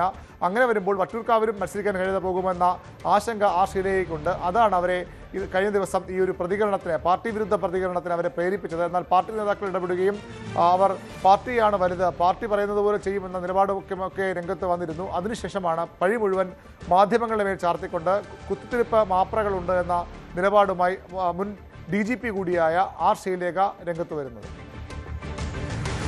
CPIക്കെതിരെ ആഞ്ഞടിച്ച് CPM പാലക്കാട് ജില്ലാ സെക്രട്ടേറിയറ്റ് അംഗം S. അജയകുമാർ. ബിനോയ് വിശ്വം ഒരു നാലാംകട രാഷ്ട്രീയക്കാരനെ പോലെയാണ് പെരുമാറുന്നത്. തോറ്റാൽ അതിൻ്റെ പൂർണ്ണ ഉത്തരവാദിത്വം CPMനും, ജയിച്ചാൽ ക്രെഡിറ്റ് മുഴുവൻ CPIക്കുമാണ് എന്നതാണ് അവരുടെ സമീപനം. ഉത്തരം താങ്ങുന്നത് പല്ലിയാണ് എന്ന പല്ലിയുടെ മാനസികാവസ്ഥയാണ് CPIക്കാർക്കുള്ളതെന്നും അജയകുമാർ പരിഹസിച്ചു. ദീർഘകാലമായി CPI പോര് നടക്കുന്ന പാലക്കാട് മണ്ണൂരിൽ നടന്ന പൊതുയോഗത്തിലാണ് അജയകുമാറിന്റെ വിമർശനം. ജയിച്ചാൽ അതിൻ്റെ ക്രെഡിറ്റ് അവകാശപ്പെടുന്നവരുമായ ഒരു പ്രത്യേകതരം സ്വഭാവമുള്ള രാഷ്ട്രീയ പ്രസ്ഥാനമായി CPI മാറി. ഉത്തരം താങ്ങുന്നത് പല്ലിയാണ് എന്ന പല്ലിയുടെ മാനസികാവസ്ഥയാണ് CPIക്കാർക്കുള്ളത്. ഉത്തരം ഇങ്ങനെ അതിൻ്റെ അടി നിൽക്കുമ്പോൾ ഞാൻ ഉണ്ടാവുകൊണ്ടാണ് ഇത് താങ്ങുന്നത്. കേവലം 5% വോട്ട് മാത്രമാണ് ഈ കേരളത്തിൽ നിങ്ങൾക്കുള്ളൂ. ഒരു മണ്ഡലത്തിലും ഒറ്റയ്ക്ക് നിന്ന് ജയിക്കാൻ കെൽപ്പുള്ള ഒരു രാഷ്ട്രീയ പ്രസ്ഥാനമല്ല CPI. മനോരമയിൽ മാതൃഭൂമിയിൽ വാർത്ത വരാൻ വേണ്ടി CPM-നെതിരായ എന്തെങ്കിലും പറയുന്നത് ബിനോയ് വിശ്വം ഒരു കലയാക്കി മാറ്റിക്കൊണ്ടിരിക്കുന്നു. ഏതെങ്കിലും ഒരു കോളേജിൽ ഒരു അടി നടന്നാൽ അതിലൊരു ഭാഗത്ത് SFI ഉണ്ടായാൽ അതിൻ്റെ കാര്യകാരണം എന്താണെന്ന് മനസ്സിലാക്കാതെ ഒരു 4ാംകിട രാഷ്ട്രീയ നേതാവിനെ പോലെയാണ് ബിനോയ് വിശ്വം പെരുമാറിക്കൊണ്ടിരിക്കുന്നത്. എസ് അജയ്കുമാറിന്റെ വിമർശനത്തോട് രൂക്ഷമായി പ്രതികരിച്ച CPI പാലക്കാട് ജില്ലാ സെക്രട്ടറി സുമലത മോഹൻദാസ്. അജയ്കുമാറിന് മാനസിക വിഭ്രാന്തിയാണ്. അജയ്കുമാറിനെ CPM ജില്ലാ നേതൃത്വം തിരുത്തുകയും നിയന്ത്രിക്കുകയും വേണം. ബിനോയ് വിശ്വം രാജ്യത്തറിയപ്പെടുന്ന നേതാവാണ്. പ്രാദേശിക പ്രശ്നത്തിന് സംസ്ഥാന സെക്രട്ടറിയെ അപമാനിച്ച് സംസാരിച്ചത് നിലവാരമില്ലായ്മയാണെന്നും സുമലത മോഹൻദാസ് തുറന്നടിച്ചു. കമ്മ്യൂണിസ്റ്റ് പ്രസ്ഥാനത്തിൻ്റെ കേരളത്തിലെ ഞങ്ങൾക്കെല്ലാവർക്കും പ്രിയങ്കരനായിട്ടുള്ള സഖാവ് ബിനോയ് വിശ്വത്തിന് ഈ കേരള സമൂഹത്തിൽ പരിചയപ്പെടുത്തേണ്ട ആവശ്യമില്ല. അത് സഖാവ് അജയ്കുമാറിനെ തിരുത്തേണ്ടത് CPIM-ൻ്റെ ജില്ലാ നേതൃത്വമാണ്. ഇത്തരത്തിലുള്ള ഒരു നിലപാടുമായി സഖാവ് അജയ്കുമാർ ഒരിക്കലും ഇടതുപക്ഷ ജനാധിപത്യ മുന്നണിയെ തകർക്കുന്ന നിലപാടാണ് ആ ഒരു പ്രസ്താവനയിലൂടെ ഇറക്കിയിട്ടുള്ളത്. വളരെ നിലവാരം കുറഞ്ഞ ഭാഷയാണ് അദ്ദേഹം ഉപയോഗിച്ചത്. ആണ് ഞാൻ പറഞ്ഞത്, അദ്ദേഹത്തിന് മാനസിക വിഭ്രാന്തിയുടെ അവരാണ് തിരുത്തേണ്ടത്. സെക്രട്ടേറിയറ്റിന് മുന്നിൽ പ്രതിപക്ഷ നേതാവ് VD സതീശന്റെ കൂറ്റൻ ഫ്ലക്സ് ബോർഡ്. സെക്രട്ടേറിയറ്റ് അസോസിയേഷനാണ് ബോർഡ് വെച്ചത്. പേടിച്ചു പോയെന്ന് പറഞ്ഞേക്ക് എന്നാണ് ഫ്ലക്സിലെ വാചകം. പുനർജനി കേസിൽ CBI അന്വേഷണത്തിന് ഉള്ള വിജിലൻസ് ശുപാർശയെ പരിഹസിച്ച VD സതീശൻ താൻ പേടിച്ചു പോയെന്ന് പറഞ്ഞേക്ക് എന്ന് പ്രതികരിച്ചിരുന്നു.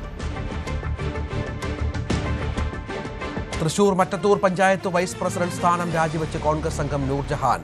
BJP പിന്തുണയോടെ വൈസ് പ്രസിഡന്റ് സ്ഥാനത്തേക്ക് മത്സരിച്ച് വിജയിച്ചത് വിവാദമായ സാഹചര്യത്തിലാണ് രാജി. പഞ്ചായത്ത് സെക്രട്ടറിക്ക് രാജിക്കത്ത് കൈമാറി. കഴിഞ്ഞ ദിവസം വാർത്താ സമ്മേളനത്തിൽ നൂർജഹാൻ രാജി പ്രഖ്യാപിച്ചിരുന്നു. KPCC ഇടപെട്ടാണ് മറ്റത്തൂരിൽ സമവായം കൊണ്ടുവന്നത്. ശബരിമല സ്വർണ്ണക്കൊള്ളക്കേസിൽ റിമാൻഡിൽ കഴിയുന്ന ദേവസ്വം ബോർഡ് മുൻ പ്രസിഡന്റ് A. പത്മകുമാറിന്റെയും ബെല്ലാരിയിലെ സ്വർണ്ണ വ്യാപാരി ഗോവർദ്ധന്റെയും ജാമ്യാപേക്ഷ മറ്റന്നാൾ പരിഗണിക്കാനായി മാറ്റി. നിരപരാധിയാണെന്നും ശബരിമലയ്ക്ക് വലിയ തോതിൽ സംഭാവനകൾ നൽകുന്ന ആളാണെന്നും ആണ് സ്വർണ്ണ വ്യാപാരിയായ ഗോവർദ്ധൻ ഹർജിയിൽ വാദിക്കുന്നത്. അന്വേഷണ സംഘത്തിന്റെ കണ്ടെത്തൽ പൂർണ്ണമായും നിഷേധിക്കുകയാണ് A. പത്മകുമാറും. കൂട്ടായ്മയിലല്ലാതെ ഒറ്റയ്ക്ക് ഒരു തീരുമാനവും എടുത്തിട്ടില്ലെന്നായിരുന്നു വാദം. രാഹുൽ മങ്കൂട്ടത്തിനെതിരെ വീണ്ടും അതിജീവിതയുടെ ഭർത്താവ് രംഗത്ത്. തന്റെ കുടുംബജീവിതം തകർത്ത രാഹുലിനെതിരെ മുഖ്യമന്ത്രിക്കും DGPക്കും പരാതി നൽകിയിട്ടും നടപടിയില്ല. പാർട്ടിയിൽ നിന്നും പുറത്താക്കിയതല്ലാതെ കോൺഗ്രസ് മറ്റൊരു നടപടി സ്വീകരിച്ചുവെന്നും തനിക്ക് നീതി കിട്ടണമെന്നും അതിജീവിതയുടെ ഭർത്താവ് ആവശ്യപ്പെട്ടു. ഈ കേരളത്തിലെ നിയമസഭയിലെ ഒരു MLA, ആ നിയമസഭയുടെ അന്തസ്സത്തെ കാത്തു സൂക്ഷിക്കേണ്ട ഒരു MLA ഇത്തരത്തിലൊരു ഹീനമായ പ്രവൃത്തി ചെയ്തതുകൊണ്ട്, എന്റെ കുടുംബജീവിതം തകർത്തതുകൊണ്ട്, അതുകൊണ്ടും കൂടിയാണ് ആ സഭയിലെ തന്നെ മുതിർന്ന ഒരാള് എന്ന നിലയ്ക്ക് ബഹുമാനപ്പെട്ട മുഖ്യമന്ത്രിക്ക് പരാതി നൽകിയത്. അതുപോലെ തന്നെ സംസ്ഥാനത്തെ പോലീസ് മേധാവിക്കും പരാതി നൽകിയത്. ഇത്ര നേരമായിട്ട് എന്റെ പരാതിക്കൊരു മറുപടി വന്നിട്ടില്ല എന്നുള്ളത് ഖേദകരമായ ഒരു കാര്യമാണ്. അത് എന്തുകൊണ്ടാണ് എന്നുള്ളത് വ്യക്തമാക്കണം. എനിക്ക് മുഖ്യമന്ത്രിയോട് പരാതിപ്പെട്ടെങ്കിൽ പോലും പ്രതിപക്ഷ നേതാവായിട്ടുള്ള ശ്രീ VD സതീശൻ അവരോടും കൂടി ചോദിക്കുകയാണ്, നിങ്ങൾ പാർട്ടിയിൽ നിന്ന് പുറത്താക്കി എന്ന് കേട്ടു, അല്ലാതെ അദ്ദേഹത്തിനെതിരെ എന്ത് നടപടി സ്വീകരിക്കാൻ എന്താണ് നിങ്ങൾ മുതിർന്നിട്ടുള്ളത്? അദ്ദേഹം ഇപ്പോഴും പാലക്കാട് നഗരത്തിലൂടെ വിലസുന്നുണ്ട്. വ്യാജ അതിജീവിത എന്ന് അധിക്ഷേപിച്ച രാഹുൽ ഈശ്വറിന്റെ നടപടി ജാമ്യവ്യവസ്ഥയുടെ ലംഘനമെന്ന് പോലീസ്. ഇതോടെ ജാമ്യം റദ്ദാക്കണമെന്നാവശ്യപ്പെട്ട് പോലീസ് റിപ്പോർട്ട് പ്രോസിക്യൂഷൻ ഇന്ന് തിരുവനന്തപുരം സെഷൻസ് കോടതിയിൽ സമർപ്പിക്കും. യുവതി നൽകിയ പരാതിയിൽ നിയമോപദേശത്തിന്റെ അടിസ്ഥാനത്തിലാണ് പോലീസ് നീക്കം. വ്യാജ അതിജീവിത എന്ന് വിളിച്ച് ആക്ഷേപിച്ചുകൊണ്ട് യൂട്യൂബിലൂടെ തനിക്കെതിരെ വീഡിയോ ചെയ്തെന്ന ആരോപണം ഉന്നയിച്ചാണ് രാഹുൽ മങ്കൂട്ടത്തിനെതിരെ പരാതി നൽകിയ യുവതി രാഹുൽ ഈശ്വറിനെതിരെ ജാമ്യം റദ്ദാക്കണമെന്ന ആവശ്യം ഉന്നയിച്ചുകൊണ്ട് കഴിഞ്ഞ ദിവസം പോലീസിന് പരാതി നൽകിയത്. ആ പരാതിയിലാണ് സൈബർ പോലീസ് നിയമോപദേശം തേടിയിരിക്കുന്നത്. പ്രധാനമായി ഈ കേസുമായി ബന്ധപ്പെട്ട ആദ്യഘട്ട നടപടികൾ നടന്ന തിരുവനന്തപുരം ജില്ലാ സെഷൻസ് കോടതിയിലാണ് പോലീസിൻ്റെ റിപ്പോർട്ട് പ്രോസിക്യൂഷൻ ഫയൽ ചെയ്തിരിക്കുന്നത്. അതിൽ കൃത്യമായി ജാമ്യം റദ്ദാക്കണമെന്ന ആവശ്യമാണ് പോലീസ് മുമ്പോട്ട് വച്ചിരിക്കുന്നത് എന്നാണ് വിവരം. അതോടൊപ്പം പോലീസ് ആസ്ഥാനത്തെ ലീഗൽ അഡ്വൈസറോടും ഇതുമായി ബന്ധപ്പെട്ട ഏത് തരത്തിൽ വേണം തുടർ നീക്കങ്ങൾ എന്നതിൽ നിയമോപദേശം തേടിയിട്ടുണ്ട്. അവിടെ നിന്ന് ലഭിക്കുന്ന മറുപടിയുടെ അടിസ്ഥാനത്തിലായിരിക്കും രാഹുൽ ഈശ്വറിൻ്റെ കേസിൽ ഏത് തുടർ നടപടിയാണ് സ്വീകരിക്കേണ്ടതെന്ന കാര്യത്തിൽ അന്തിമമായ തീരുമാനത്തിലേക്ക് എത്തുക. സെഷൻസ് കോടതിയിൽ നിന്ന് ജാമ്യവ്യവസ്ഥയുടെ ലംഘനമാണ് രാഹുൽ ഈശ്വർ നടത്തിയിരിക്കുന്നത് എന്ന ഒരു വിലയിരുത്തൽ ഉണ്ടായാൽ തിടുക്കത്തിലുള്ള ഒരു നീക്കങ്ങളിലേക്ക് കടക്കാനാണ് പോലീസ് ഒരുങ്ങുന്നത് എന്നാണ് വിവരം. അതിൻ്റെ ഭാഗമായി തന്നെയാണ് കൃത്യമായി ഈ നിയമോപദേശം തേടുന്ന ഒരു സാഹചര്യം ഉണ്ടായിരിക്കുന്നതും. അതിനിടെ അറസ്റ്റ് ഉണ്ടായേക്കുമെന്ന സൂചനകളുടെ അടിസ്ഥാനത്തിൽ തന്നെയാണ് രാഹുൽ ഈശ്വർ ഹൈക്കോടതിയിൽ മുൻകൂർ ജാമ്യത്തിന് സഹായം തേടിയിരിക്കുന്നത് എന്ന സൂചനകളാണ് ഇപ്പോൾ ലഭ്യമാകുന്നത്. കേരള സർവകലാശാല ഭൂമി CPM കയ്യേറിയെന്നാരോപിച്ച് ഹൈക്കോടതിയിൽ ഹർജി. AKG പഠന ഗവേഷണ കേന്ദ്രത്തിന്റെ കൈവശമുള്ള 55 സെന്റ് ഭൂമി തിരിച്ചുപിടിക്കണമെന്നാണ് RS ശശികുമാർ നൽകിയ ഹർജിയിലെ ആവശ്യം. തിരുവിതാംകൂർ മഹാരാജാവ് 1944 നൽകിയ ഭൂമി സർവകലാശാലയുടേതാണ്. CPM മസിൽ പവർ ഉപയോഗിച്ച് ഭൂമി നേടിയെടുക്കുകയാണെന്ന് ആണ് ആരോപണം. സർവകലാശാല ഭൂമി CPMന് വിട്ടു നൽകിയ 1977 സർക്കാർ ഉത്തരവ് റദ്ദാക്കണമെന്നും ഹർജിയിൽ ആവശ്യപ്പെടുന്നു. ഉള്ളൂർ പ്രവാഹം ഉച്ചവരെ മാത്രം 67,000-ലധികം പേർ സന്നിധാനത്തെത്തി. ഇന്നും ദർശനത്തിന് എത്തുന്ന തീർത്ഥാടകരുടെ എണ്ണം 1 ലക്ഷം കവിഞ്ഞേക്കും. ഇന്നലെ 1,05,680 തീർത്ഥാടകരാണ് ദർശനം നടത്തിയത്. മകരവിളക്കുത്സവത്തിന് നട തുറന്ന ശേഷമുള്ള ഏറ്റവും വലിയ തിരക്കാണ് സന്നിധാനത്ത് അനുഭവപ്പെടുന്നത്. മകരവിളക്ക് തീർത്ഥാടന കാലത്തിന് നട തുറന്ന ശേഷമുള്ള ഏറ്റവും വലിയ തിരക്കാണ് സന്നിധാനത്ത് അനുഭവപ്പെടുന്നത്. ഇന്നലെ 1 ലക്ഷത്തിലധികം തീർത്ഥാടകർ, അതായത് 1,05,680 തീർത്ഥാടകരാണ് പോലീസിന്റെ കണക്കിൽ സന്നിധാനത്ത് എത്തിയത്. കഴിഞ്ഞ ദിവസങ്ങളിൽ സമാനമായ രീതിയിൽ തന്നെ തിരക്ക് അനുഭവപ്പെട്ടിരുന്നു. ഇതുവരേക്കും ഈ മകരവിളക്കിന് നട തുറന്ന ശേഷം ഇതുവരേക്കും 6.5 ലക്ഷത്തിലേറെ തീർത്ഥാടകർ സന്നിധാനത്ത് എത്തിയെന്നാണ് പോലീസിന്റെ കണക്ക്. വരും ദിവസങ്ങളിലും സമാനമായ തിരക്ക് പ്രതീക്ഷിക്കുന്നുണ്ട്. ഇന്ന് വലിയ തിരക്ക് തന്നെയാണ് ഉള്ളത്. പമ്പ മുതൽ സന്നിധാനം വരെ വലിയ നിയന്ത്രണങ്ങൾ ഏർപ്പെടുത്തിയിട്ടുണ്ട്. പമ്പയിൽ നിന്നും ഇടവേളകളിൽ മാത്രമാണ് തീർത്ഥാടകരെ സന്നിധാനത്തേക്ക് കയറ്റിവിടുന്നത്. നേരത്തെയൊക്കെ ശരംകുത്തിയിലും മരക്കൂട്ടത്തുമായിരുന്നു തീർത്ഥാടകരുടെ വരിയുടെ അവസാന ഭാഗമെങ്കിൽ ഇന്നത് ശബരിപീഠവും പിന്നിട്ട് നീങ്ങിയിരിക്കുന്നു എന്നാണ് ഏറ്റവും പ്രധാനപ്പെട്ട ഒരു കാര്യം. ശബരിപീഠത്തിന് താഴേക്ക് കുത്തനെയുള്ള ഇറക്കമായതുകൊണ്ട് തന്നെ അവിടെ തീർത്ഥാടകരെ കാത്തു നിർത്തുക എന്നുള്ളത് അപായ സാധ്യതയുള്ള ഒരു കാര്യമാണ്. അത് ഒഴിവാക്കാൻ വേണ്ടിയാണ് പമ്പ മുതൽ തീർത്ഥാടകർ നിയന്ത്രണം ഏർപ്പെടുത്തുന്നത്. കൃത്യമായ ഇടവേളകളിൽ മാത്രമേ പമ്പയിൽ നിന്ന് സന്നിധാനത്തേക്ക് കയറ്റിവിടുകയുള്ളൂ. ഒരുപക്ഷെ തിരക്ക് നിയന്ത്രണാതീതമായി കഴിഞ്ഞാൽ നിലയ്ക്കൽ നിന്നും തീർത്ഥാടകർക്ക് നിയന്ത്രണം ഏർപ്പെടുത്തുമെന്നാണ് പോലീസ് പറയുന്നത്. മണിക്കൂറിൽ 7,000-ലേറെ തീർത്ഥാടകരാണ് ഇപ്പോൾ പമ്പയിൽ സന്നിധാനത്തേക്ക് കയറുന്നത്. കഴിഞ്ഞ ദിവസമൊക്കെ അത് 4,000-നും 5,000-നും ഇടയിലായിരുന്നു പരമാവധി ഉണ്ടായിരുന്നത്. 7,000-ലേറെ പോകുക എന്ന് പറയുമ്പോൾ വലിയ ഒരു തിരക്ക് തന്നെയാണ് അവിടെ അനുഭവപ്പെടുന്നത് എന്ന് സൂചിപ്പിക്കുകയാണ്. മാത്രമല്ല ഇവിടെ എത്തുന്നവർക്ക് ഈ സാധാരണഗതിയിൽ ശരംകുത്തിയിൽ നിന്ന് തുടങ്ങുന്ന കാത്തു നിൽക്കേണ്ട വരി ശബരിപീഠത്തിൽ നിന്ന് ആരംഭിക്കുമ്പോൾ 8-10 മണിക്കൂറൊക്കെ ഒരുപക്ഷെ കാത്തു നിൽക്കേണ്ട സാഹചര്യത്തിലേക്ക് എത്തും ഈ തിരക്ക് എന്നുള്ളത് ഉറപ്പാണ്. വലിയ തിരക്ക് അനുഭവപ്പെടുമ്പോൾ 10 മണിക്കൂർ വരെ കാത്തു നിൽക്കേണ്ട സാഹചര്യം ഉണ്ടായേക്കുമെന്നും പോലീസ് പറയുന്നുണ്ട്. സന്നിധാനത്ത് മണിക്കൂറിൽ 18-ാം പടിയിൽ കയറ്റിവിടുന്നവരുടെ കണക്ക് മിനിറ്റിൽ 60-നും 70-നും ഇടയിലാണ്. അവിടെയും അല്പം കൂടി വേഗത വർദ്ധിപ്പിക്കേണ്ട സാഹചര്യം നിലവിലുണ്ട്. കാരണം മണിക്കൂറിൽ 7,000-ലേറെ തീർത്ഥാടകർ സന്നിധാനത്തെത്തുമ്പോൾ 18-ാം പടി കയറി പോകുന്നത് മിനിറ്റിൽ 60-നും 70-നും ഇടയിൽ തീർത്ഥാടകരാണ്. അപ്പോൾ സ്വാഭാവികമായിട്ടും കാത്തു നിൽക്കുന്നവരുടെ വരിയും നീളവും ആ വരിയുടെ നീളമൊക്കെ വീണ്ടും നീണ്ടുപോകുന്ന ഒരു സാഹചര്യം തന്നെയായിരിക്കും ഉണ്ടാവുക. വലിയ തിരക്ക് ഇനിയുള്ള ദിവസങ്ങളും ഉണ്ടാകും.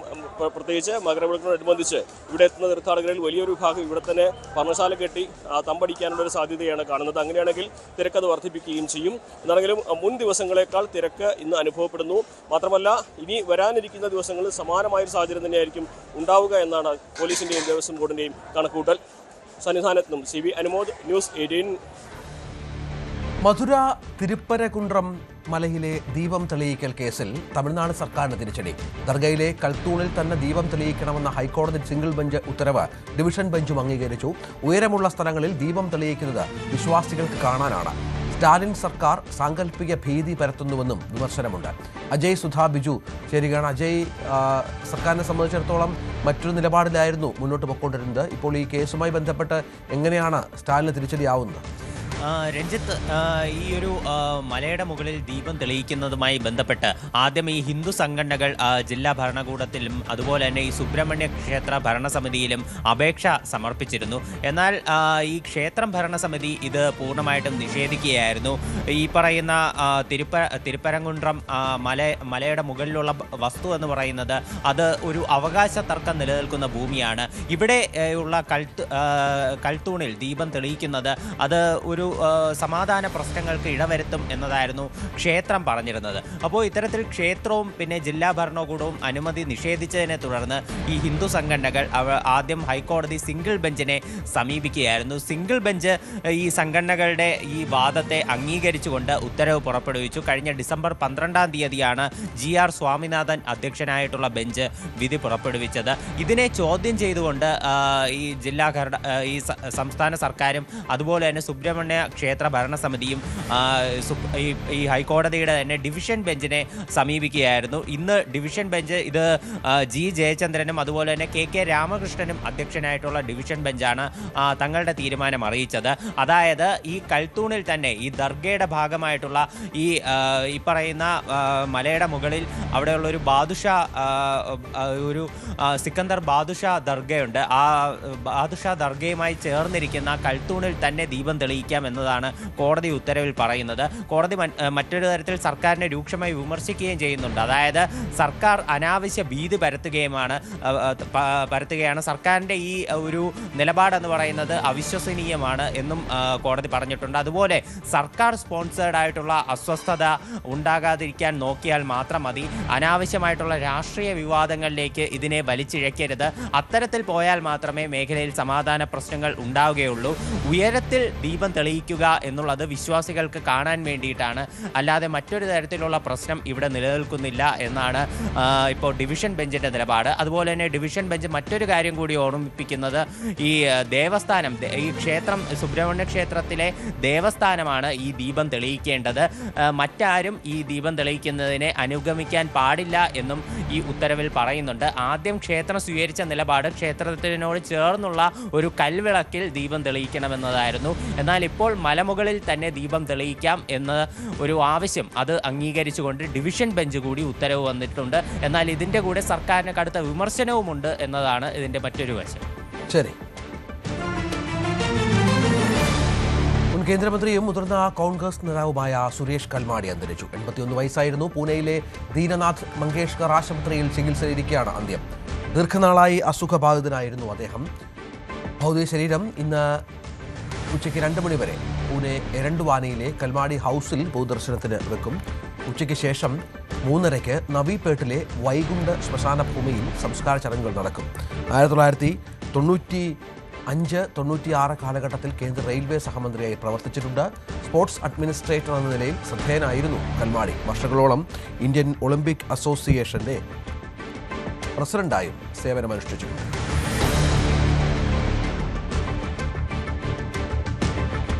വിജയ് ചിത്രം ജനനായകന്റെ റിലീസ് പ്രതിസന്ധിയിൽ. ചിത്രത്തിന് സെൻസർ സർട്ടിഫിക്കറ്റ് അനുവദിക്കാൻ വൈകുന്നു. നിർമ്മാതാക്കളായ KNV പ്രൊഡക്ഷൻസ് മദ്രാസ് ഹൈക്കോടതിയെ സമീപിച്ചു.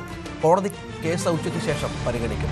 നിർമ്മാതാക്കളുടെ നീക്കത്തിന് പിന്നാലെ സെൻസർ ബോർഡ് ചിത്രം റിവൈസിംഗ് കമ്മിറ്റിക്ക് വിട്ടു. അജയ് സുധാ ബിജു വിവരങ്ങളുമായി ചേരും. അജയ്, വിജയ്ക്ക് ഏറെ പ്രതീക്ഷയുള്ള സിനിമയാണ്. രാഷ്ട്രീയമായ ഒരുപാട് പരാമർശങ്ങളുണ്ട്. 10ഓളം കട്ടുകൾ സെൻസർ ബോർഡ് ഇതിനു മുൻപ് ആവശ്യപ്പെട്ടിരുന്നു. ഇപ്പോൾ ഏറ്റവും പുതിയ അവസ്ഥ എന്താണ്? രഞ്ജിത്ത്, വിജയുടെ അവസാന ചിത്രം എന്ന പേരിൽ റിലീസ് ചെയ്യാൻ പോകുന്ന സിനിമയാണ് ജനനായകൻ. ഇതിൻ്റെ സെൻസർ ബോർഡ് സർട്ടിഫിക്കറ്റിനായി കഴിഞ്ഞ മാസം ഡിസംബർ 19-ാം തീയതി തന്നെ ഇതിൻ്റെ നിർമ്മാതാക്കളായിട്ടുള്ള KNV പ്രൊഡക്ഷൻസ് ചിത്രം സമർപ്പിച്ചിരുന്നു. ചിത്രം കണ്ട സെൻസർ ബോർഡ് അന്ന് 10ഓളം കട്ടുകൾ നിർദ്ദേശിച്ചു. അതുപോലെ തന്നെ ചില സംഭാഷണങ്ങൾ മ്യൂട്ട് ചെയ്യണം എന്നും ആവശ്യപ്പെട്ടിരുന്നു. ഈ മാറ്റങ്ങൾ നിർമ്മാതാക്കൾ അംഗീകരിക്കുകയും ചിത്രം അവർ റീഎഡിറ്റ് ചെയ്ത് സെൻസർ ബോർഡിൽ സമർപ്പിക്കുകയും ചെയ്തതാണ്. അതിനുശേഷം സെൻസർ ബോർഡ് ഈ ചിത്രത്തിന് സർട്ടിഫിക്കറ്റ് അനുവദിക്കാം, അതായത് UA 16+ സർട്ടിഫിക്കറ്റ് അനുവദിക്കാം. 3 മണിക്കൂർ 3 മിനിറ്റിൽ ഉള്ള ഒരു ദൈർഘ്യത്തിൽ ചിത്രം പുറത്തിറക്കാനാകും എന്നും നിർമ്മാതാക്കളെ അറിയിച്ചു. എന്നാൽ ഇത്തരത്തിൽ US16+ സർട്ടിഫിക്കറ്റ് നൽകാം. ഈ ഒരു 10 മാറ്റങ്ങളും അതുപോലെ തന്നെ ഈ മ്യൂട്ടും എല്ലാം അടങ്ങിയിട്ടുള്ള പുതിയ പതിപ്പിന് ഈ സർട്ടിഫിക്കറ്റ് അനുവദിക്കാം എന്ന ഉറപ്പ് സെൻസർ ബോർഡ് നൽകിയിട്ടും ഈ സെൻസർ സർട്ടിഫിക്കറ്റ് റിലീസിന് ഇപ്പോൾ കുറച്ച് ദിവസങ്ങൾ മാത്രമേ ഉള്ളൂ. ഇതുവരെയും ചിത്രത്തിന് സെൻസർ സർട്ടിഫിക്കറ്റ് നൽകിയിട്ടില്ല. അപ്പോൾ ഇതിനെ തുടർന്നാണ് നിർമ്മാതാക്കൾ നിലവിൽ ഹൈക്കോടതിയെ സമീപിച്ചിട്ടുള്ളത്. വിജയുടെ പാർട്ടിയായിട്ടുള്ള TVKയും വിഷയത്തിൽ ഇടപെട്ടിട്ടുണ്ട്. കഴിഞ്ഞ ദിവസം TVKയുടെ ജനറൽ സെക്രട്ടറി ആയിട്ടുള്ള നിർമ്മൽ കുമാർ ഇത് വിജയ്ക്കെതിരെയുള്ള രാഷ്ട്രീയ നാടകത്തിന്റെ ഭാഗമാണ് സെൻസർ ബോർഡ് നടത്തുന്ന ഈ നീക്കം എന്ന് നിർമ്മൽ കുമാർ പറഞ്ഞു. അവർ കഴിഞ്ഞ ദിവസം, അതായത് ഇന്നലെ വൈകുന്നേരത്തിനുള്ളിൽ സെൻസർ ബോർഡ് സർട്ടിഫിക്കറ്റ് അനുവദിച്ചില്ലെങ്കിൽ കടുത്ത നടപടികൾ പാർട്ടിയുടെ ഭാഗത്തു നിന്നുണ്ടാകുമെന്നും നിർമ്മൽ കുമാർ പറഞ്ഞിരുന്നു. ഇപ്പോൾ ഇത്തരം സമ്മർദ്ദങ്ങളുടെ ഫലമായിട്ടാണ് ഇപ്പോൾ ഈ KNV പ്രൊഡക്ഷൻസ് അവർ ഈ ഹൈക്കോടതിയെ സമീപിച്ചിരിക്കുന്നത്.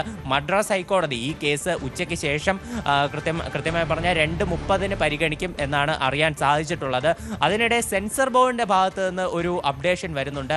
അതായത് സെൻസർ ബോർഡ് ചെയർമാൻ ഇപ്പോൾ നിലപാട് വ്യക്തമാക്കിയിട്ടുള്ളത് ചിത്രം റിവൈസിംഗ് കമ്മിറ്റിക്ക് വിട്ടുകൊണ്ട് അവർ ഒരു തീരുമാനം എടുത്തിട്ടുണ്ട്. റിവൈസിംഗ് കമ്മിറ്റി ഈ ചിത്രം കണ്ടതിന് ശേഷം അതിൻ്റെ ഫൈനൽ സർട്ടിഫിക്കറ്റ് ഇനി അവസാന ഘട്ടത്തിൽ എന്തൊക്കെ മാറ്റമാണ് വേണ്ടതെന്ന് നിർദ്ദേശിച്ചുകൊണ്ട് ഫൈനൽ കട്ട് ചെയ്ത് ഇതിൻ്റെ റിവൈസിംഗ് കമ്മിറ്റി എന്താണ് വേണ്ടതെന്ന് നിർദ്ദേശിക്കും എന്നാണ് പറഞ്ഞിട്ടുള്ളത്. സെൻസർ ബോർഡ് ചെയർമാൻ്റേതാണ് പുതിയ തീരുമാനമെന്ന് പറയുന്നത്.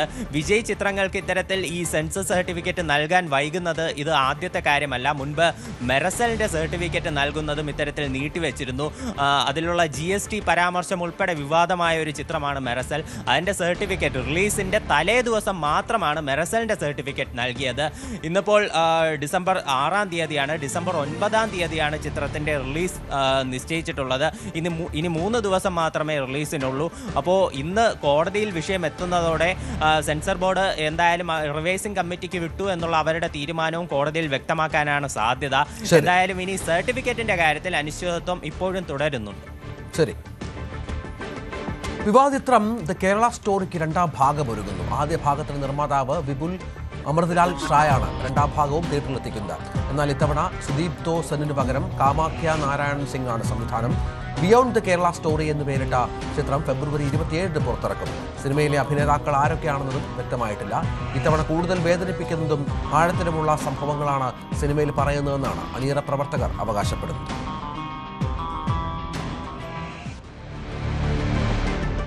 ഇടുക്കി സീറ്റിനെ ചൊല്ലി UDF-ൽ തർക്കം. UDF-ൽ സീറ്റ് ചർച്ച നടത്തിയിട്ടില്ലെന്ന UDF ജില്ലാ ചെയർമാൻ ജോയി വെട്ടിക്കുടിയുടെ പ്രസ്താവന അനവസരത്തിലാണെന്ന് കേരള കോൺഗ്രസ് ജില്ലാ പ്രസിഡന്റും UDF ജില്ലാ ചെയർമാനുമായ കൺവീനറുമായ MJ ജേക്കബ് വിമർശിച്ചു. വർഷങ്ങളായി കേരള കോൺഗ്രസ് മത്സരിക്കുന്ന മണ്ഡലമാണ് ഇടുക്കി. കഴിഞ്ഞ തവണ 2 സീറ്റിൽ മത്സരിച്ച കേരള കോൺഗ്രസ് 1-ൽ വിജയിച്ചപ്പോൾ കോൺഗ്രസ് മത്സരിച്ച 3-ൽ 3 തോറ്റുവന്നതാണ് യാഥാർത്ഥ്യമെന്നും MJ ജേക്കബ് തുറന്നടിച്ചു. കേരള കോൺഗ്രസ് പാർട്ടി ഒരു സീറ്റും വിട്ടുകൊടുക്കുന്നതിനെ പറ്റി ആലോചിച്ചിട്ടില്ല. കോൺഗ്രസ് ഒരു സീറ്റ് ഏറ്റെടുക്കുന്നതിനെ പറ്റി ആലോചിച്ചിട്ടുണ്ട് എന്നും എനിക്ക് തോന്നുന്നില്ല. ഏതായാലും 5 സീറ്റും അത് നഷ്ടപ്പെട്ട 3 സീറ്റുണ്ട്. കഴിഞ്ഞ പ്രാവശ്യം മത്സരിച്ച 3 സീറ്റുണ്ട് കോൺഗ്രസ്സിന്. ഞങ്ങൾക്ക് 1 സീറ്റ് നഷ്ടപ്പെട്ടിട്ടുണ്ട്. ഈ 5 സീറ്റും വിജയിക്കുന്നതിന് ആവശ്യമായിട്ടുള്ള ശ്രമകരമായ ജോലി, കൂട്ടുത്തരവാദിത്വത്തോടു കൂടിയുള്ള ജോലി നമ്മൾ മുന്നോട്ട് കൊണ്ടുപോകണം എന്നാണ് UDF കൺവീനർ എന്നുള്ള നിലയിൽ എനിക്ക് പറയാനുള്ളത്. ബാക്കി വിവാദങ്ങളൊന്നും പറയാനുള്ള അധികാരമോ അവകാശമില്ല. ഞാനൊരു പാർട്ടിയുടെ ജില്ലാ പ്രസിഡന്റാണ്. എനിക്ക് വേണമെങ്കിൽ പാർട്ടിയുടെ കാര്യങ്ങൾ പറയാം. DCCയുടെ കാര്യമാണെങ്കിൽ DCC പ്രസിഡന്റ് പറയാം. പക്ഷേ UDFൻ്റെ ചെയർമാനും കൺവീനറും ആവശ്യമില്ലാത്ത വിവാദങ്ങൾ ഉണ്ടാക്കാതിരിക്കുന്നതാണ് നല്ലത് എന്നുള്ള അഭിപ്രായമാണ് ഈ അവസരത്തിൽ പറയാനുള്ളത്. സർവകാല റെക്കോർഡ് കളക്ഷനുമായി KSRTC 13.02 കോടി രൂപയാണ് ഇന്നലത്തെ ആകെ വരുമാനം. 4952 ബസ്സുകളാണ് ഇന്നലെ സർവീസ് നടത്തിയത്. 12.18 കോടി ടിക്കറ്റ് വരുമാനം മാത്രമായി കിട്ടി.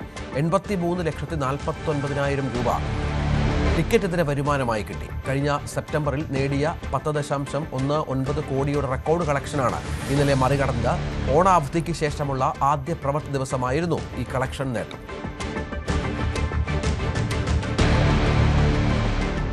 പാലക്കാട് മണ്ണാർക്കാട് തെങ്കര മെഴുകുംപാറയിൽ കടുവാ ഭീതി. ഓലിക്കൻ മോഹന്റെ ആടിനെയാണ് വന്യജീവി ആക്രമിച്ചത്. കടുവ പിടികൂടുന്നത് കണ്ടുവെന്നാണ് ഉടമസ്ഥരും തൊഴിലുറപ്പ് തൊഴിലാളികളും പറയുന്നത്. സംഭവത്തിൽ വനം വകുപ്പ് പരിശോധന ആരംഭിച്ചു. മുഴുകുംപാറ ജനവാസ മേഖലയിലാണ് കടുവയുടെ സാന്നിധ്യം ഉണ്ടായിരിക്കുന്നത്. കടുവയുടെ സാന്നിധ്യം മാത്രമല്ല, മോഹനേട്ടൻ എന്ന് പറയുന്ന, ഞങ്ങളെല്ലാവരും സ്നേഹിക്കുന്ന മോഹനേട്ടൻ എന്ന് പറയുന്ന അദ്ദേഹത്തിൻ്റെ 2 ആടുകളെ ഇന്നലെ അദ്ദേഹത്തിൻ്റെ കൺമുന്നിൽ വെച്ച് കടുവ കടിക്കുന്നൊരവസ്ഥയുണ്ടായി. അതിൽ ഒരാടിൻ്റെ സ്ഥിതി വളരെ ദയനീയമായിട്ട് തുടരുകയാണ്. വെള്ളം കുടിക്കാനോ അതുപോലെ തന്നെ തീറ്റ എടുക്കാനോ വേണ്ടി കഴിയാതെ ഒരാടിൻ്റെ സ്ഥിതി ഗുരുതരമായി തുടരുന്നു. മറ്റേ ആടിന് സമാനമായ രീതിയിൽ പരിക്കേറ്റിരിക്കുകയാണ് കടുവയുടെ അക്രമത്തിൽ.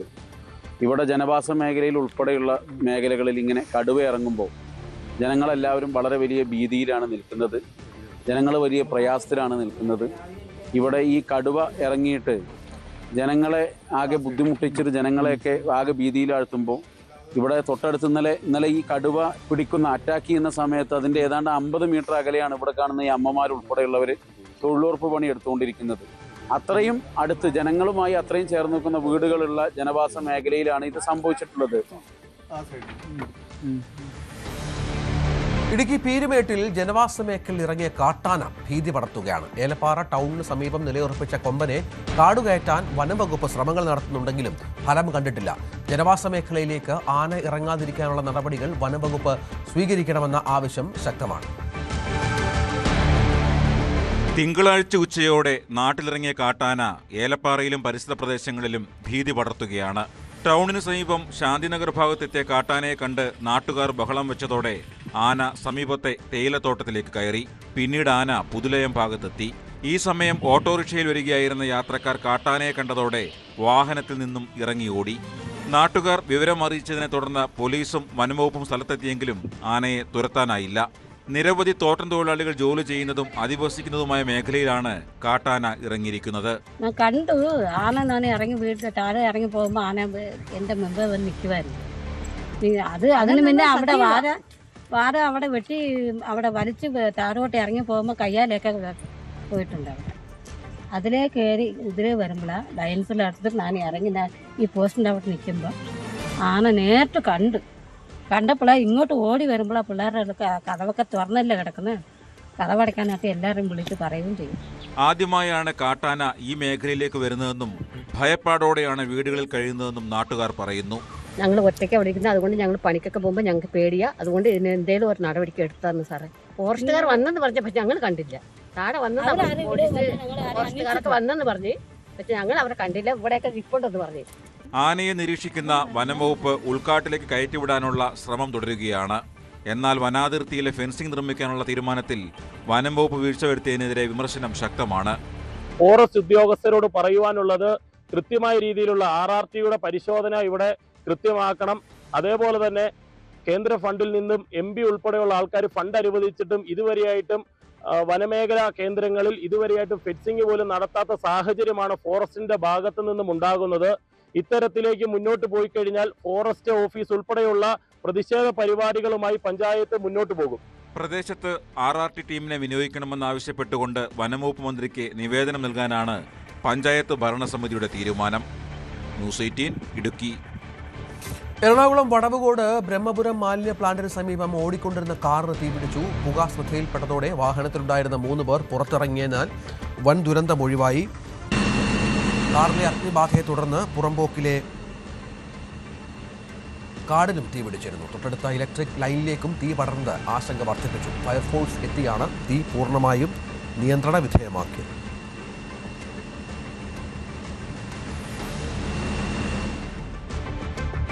കൊച്ചി മരടിലെ ആൾതാമസമില്ലാത്ത ഫ്ളാറ്റിൽ മൃതദേഹം കണ്ടെത്തി. കരിമുകൾ സ്വദേശി സുഭാഷിന്റെ മൃതദേഹമാണ് ഫ്ളാറ്റിനോട് ചേർന്നുള്ള മാലിന്യ കൂമ്പാരത്തിൽ കണ്ടെത്തിയത്. സുഭാഷ് വീട്ടിൽ നിന്നും പിണങ്ങി ഈ ഫ്ളാറ്റിൽ കുറച്ചു കാലങ്ങളായി താമസിച്ചു വരികയായിരുന്നുവെന്നും കൊലപാതകമല്ലെന്നുമാണ് പോലീസിന്റെ വിശദീകരണം. ഇന്ന് രാവിലെയാണ് മരടിലെ ആൾതാമസമില്ലാത്ത ഈ ഫ്ളാറ്റിന് സമീപത്തായി മൃതദേഹം കണ്ടെത്തിയത്. കരിമുകൾ സ്വദേശി സുഭാഷ് എന്ന ആളുടെ മൃതദേഹമാണ് കണ്ടെത്തിയിരുന്നത്. കഴിഞ്ഞ കുറച്ച് ദിവസങ്ങളായി അദ്ദേഹം വീടുമായി വലിയ കോണ്ടാക്റ്റൊന്നുമില്ലാത്ത ആളാണെന്നാണ് പോലീസ് പറയുന്നത്. കുറച്ച് ദിവസങ്ങളായി അദ്ദേഹം ഈ ആൾതാമസമില്ലാത്ത ഫ്ളാറ്റിൽ തന്നെ താമസിച്ചു വരികയായിരുന്നു. അവിടെ ബെഡും മറ്റ് സാധന സാമഗ്രികളും അദ്ദേഹത്തിൻ്റെ ബാഗേജും ഒക്കെ കണ്ടെത്തിയിട്ടുണ്ട് എന്നാണ് പോലീസ് വ്യക്തമാക്കുന്നത്. അതേസമയം ഫോറൻസിക് സംഘം സ്ഥലത്തെത്തി പരിശോധന നടത്തുന്നുണ്ട്. സുഭാഷിന് സാമ്പത്തിക ബുദ്ധിമുട്ടുകൾ ഉണ്ടായിരുന്നു എന്നാണ് മനസ്സിലാക്കുന്നത്. അദ്ദേഹത്തിന് പെങ്ങളുടെ വീട്ടിൽ കഴിഞ്ഞ ദിവസങ്ങളിൽ പോയിരുന്നു എന്നാണ് മനസ്സിലാക്കുന്നത്. അതേസമയം മൃതദേഹത്തിന് 4 ദിവസത്തെ പഴക്കമുണ്ട്. ഫ്ളാറ്റിൻ്റെ മുകളിൽ നിന്നും കാൽ വഴുതി വീണതാണ് എന്നാണ് പോലീസ് വ്യക്തമാക്കുന്നത്. അങ്ങനെയാണ് മാലിന്യ കുമ്പാരത്തിലാണ് മൃതദേഹം കണ്ടെത്തിയിരുന്നത്. കൊലപാതക ശ്രമം പൂർണ്ണമായും തള്ളിക്കളയുകയാണ് പോലീസ്. സാഹചര്യ തെളിവുകളുടെ അടിസ്ഥാനത്തിലും സുഭാഷിൻ്റെ മൃതദേഹം കിടന്നിരുന്ന ഒരു സാഹചര്യമൊക്കെ മനസ്സിലാക്കിയിട്ട് കൊലപാതക ശ്രമം സാധ്യത പൂർണ്ണമായും തള്ളിക്കളയുകയാണ് പോലീസ്. ഇനിയും ഇൻക്വസ്റ്റ് നടപടികൾക്ക് ശേഷം മൃതദേഹം മാറ്റും. അതിനുശേഷം തലയ്ക്കെന്ത് മുറിവേറ്റതായി പോലീസ് വ്യക്തമാക്കുന്നുണ്ട്. അത്തരം കാര്യങ്ങൾ, ബോഡിയിലേറ്റ മുറിവ്, മരണകാരണമാക്കിയ മുറിവുകൾ തുടങ്ങിയ കാര്യങ്ങളൊക്കെ ഇനിയും സ്ഥിരീകരിക്കാനുണ്ട്. എന്നിരുന്നാലും സാമ്പത്തിക ബാധ്യത ഉണ്ടായിരുന്ന ആളാണ്. അതേസമയം സുഭാഷിൻ്റെ പേരിൽ ഒരു മിസ്സിംഗ് കേസ് പുത്തൻകുരിശ് പോലീസ് സ്റ്റേഷനിൽ രജിസ്റ്റർ ചെയ്തിട്ടുണ്ട്. അതുമായി ബന്ധപ്പെട്ട പോലീസ് അന്വേഷണം നടത്തി വരുന്ന ഒരു സാഹചര്യത്തിലാണ് സുഭാഷിൻ്റെ മൃതദേഹം മരടിലെ ഈ ആളൊഴിഞ്ഞ ഫ്ലാറ്റിൻ്റെ സമീപത്തായി കണ്ടെത്തിയിരുന്നത്. 2 കൊലപാതക കേസിൽ ജയിലിൽ കിടന്നതിന് ശേഷം ജാമ്യമെടുത്ത് വിദേശത്തേക്ക് മുങ്ങിയ പ്രതിയെ തിരുവനന്തപുരം വിമാനത്താവളത്തിൽ നിന്നും പോലീസ് പിടികൂടി. മുറിഞ്ഞപാലം സ്വദേശിയും മെഡിക്കൽ കോളേജ് റൌഡി ലിസ്റ്റിൽപ്പെട്ട ഷിജുവിനെയാണ് പോലീസ് പിടികൂടിയത്. 2007-ലും 2009-ലും medical college Kazhakoottam police station പരിധിയിൽ നടന്ന 2 കൊലക്കേസുകളിൽ ജാമ്യത്തിലിറങ്ങിയ ശേഷം കുവൈറ്റിലേക്ക് മുങ്ങാൻ ശ്രമിക്കുകയായിരുന്നു ഇയാൾ. പ്രതിയെ കഴക്കൂട്ടം പോലീസിന് കൈമാറി.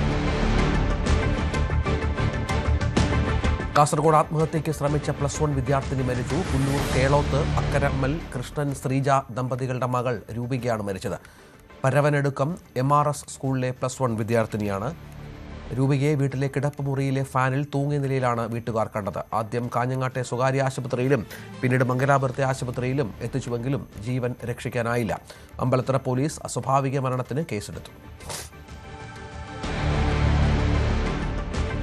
ഇനി സ്വർണം വെള്ളി നിരക്കുകൾ.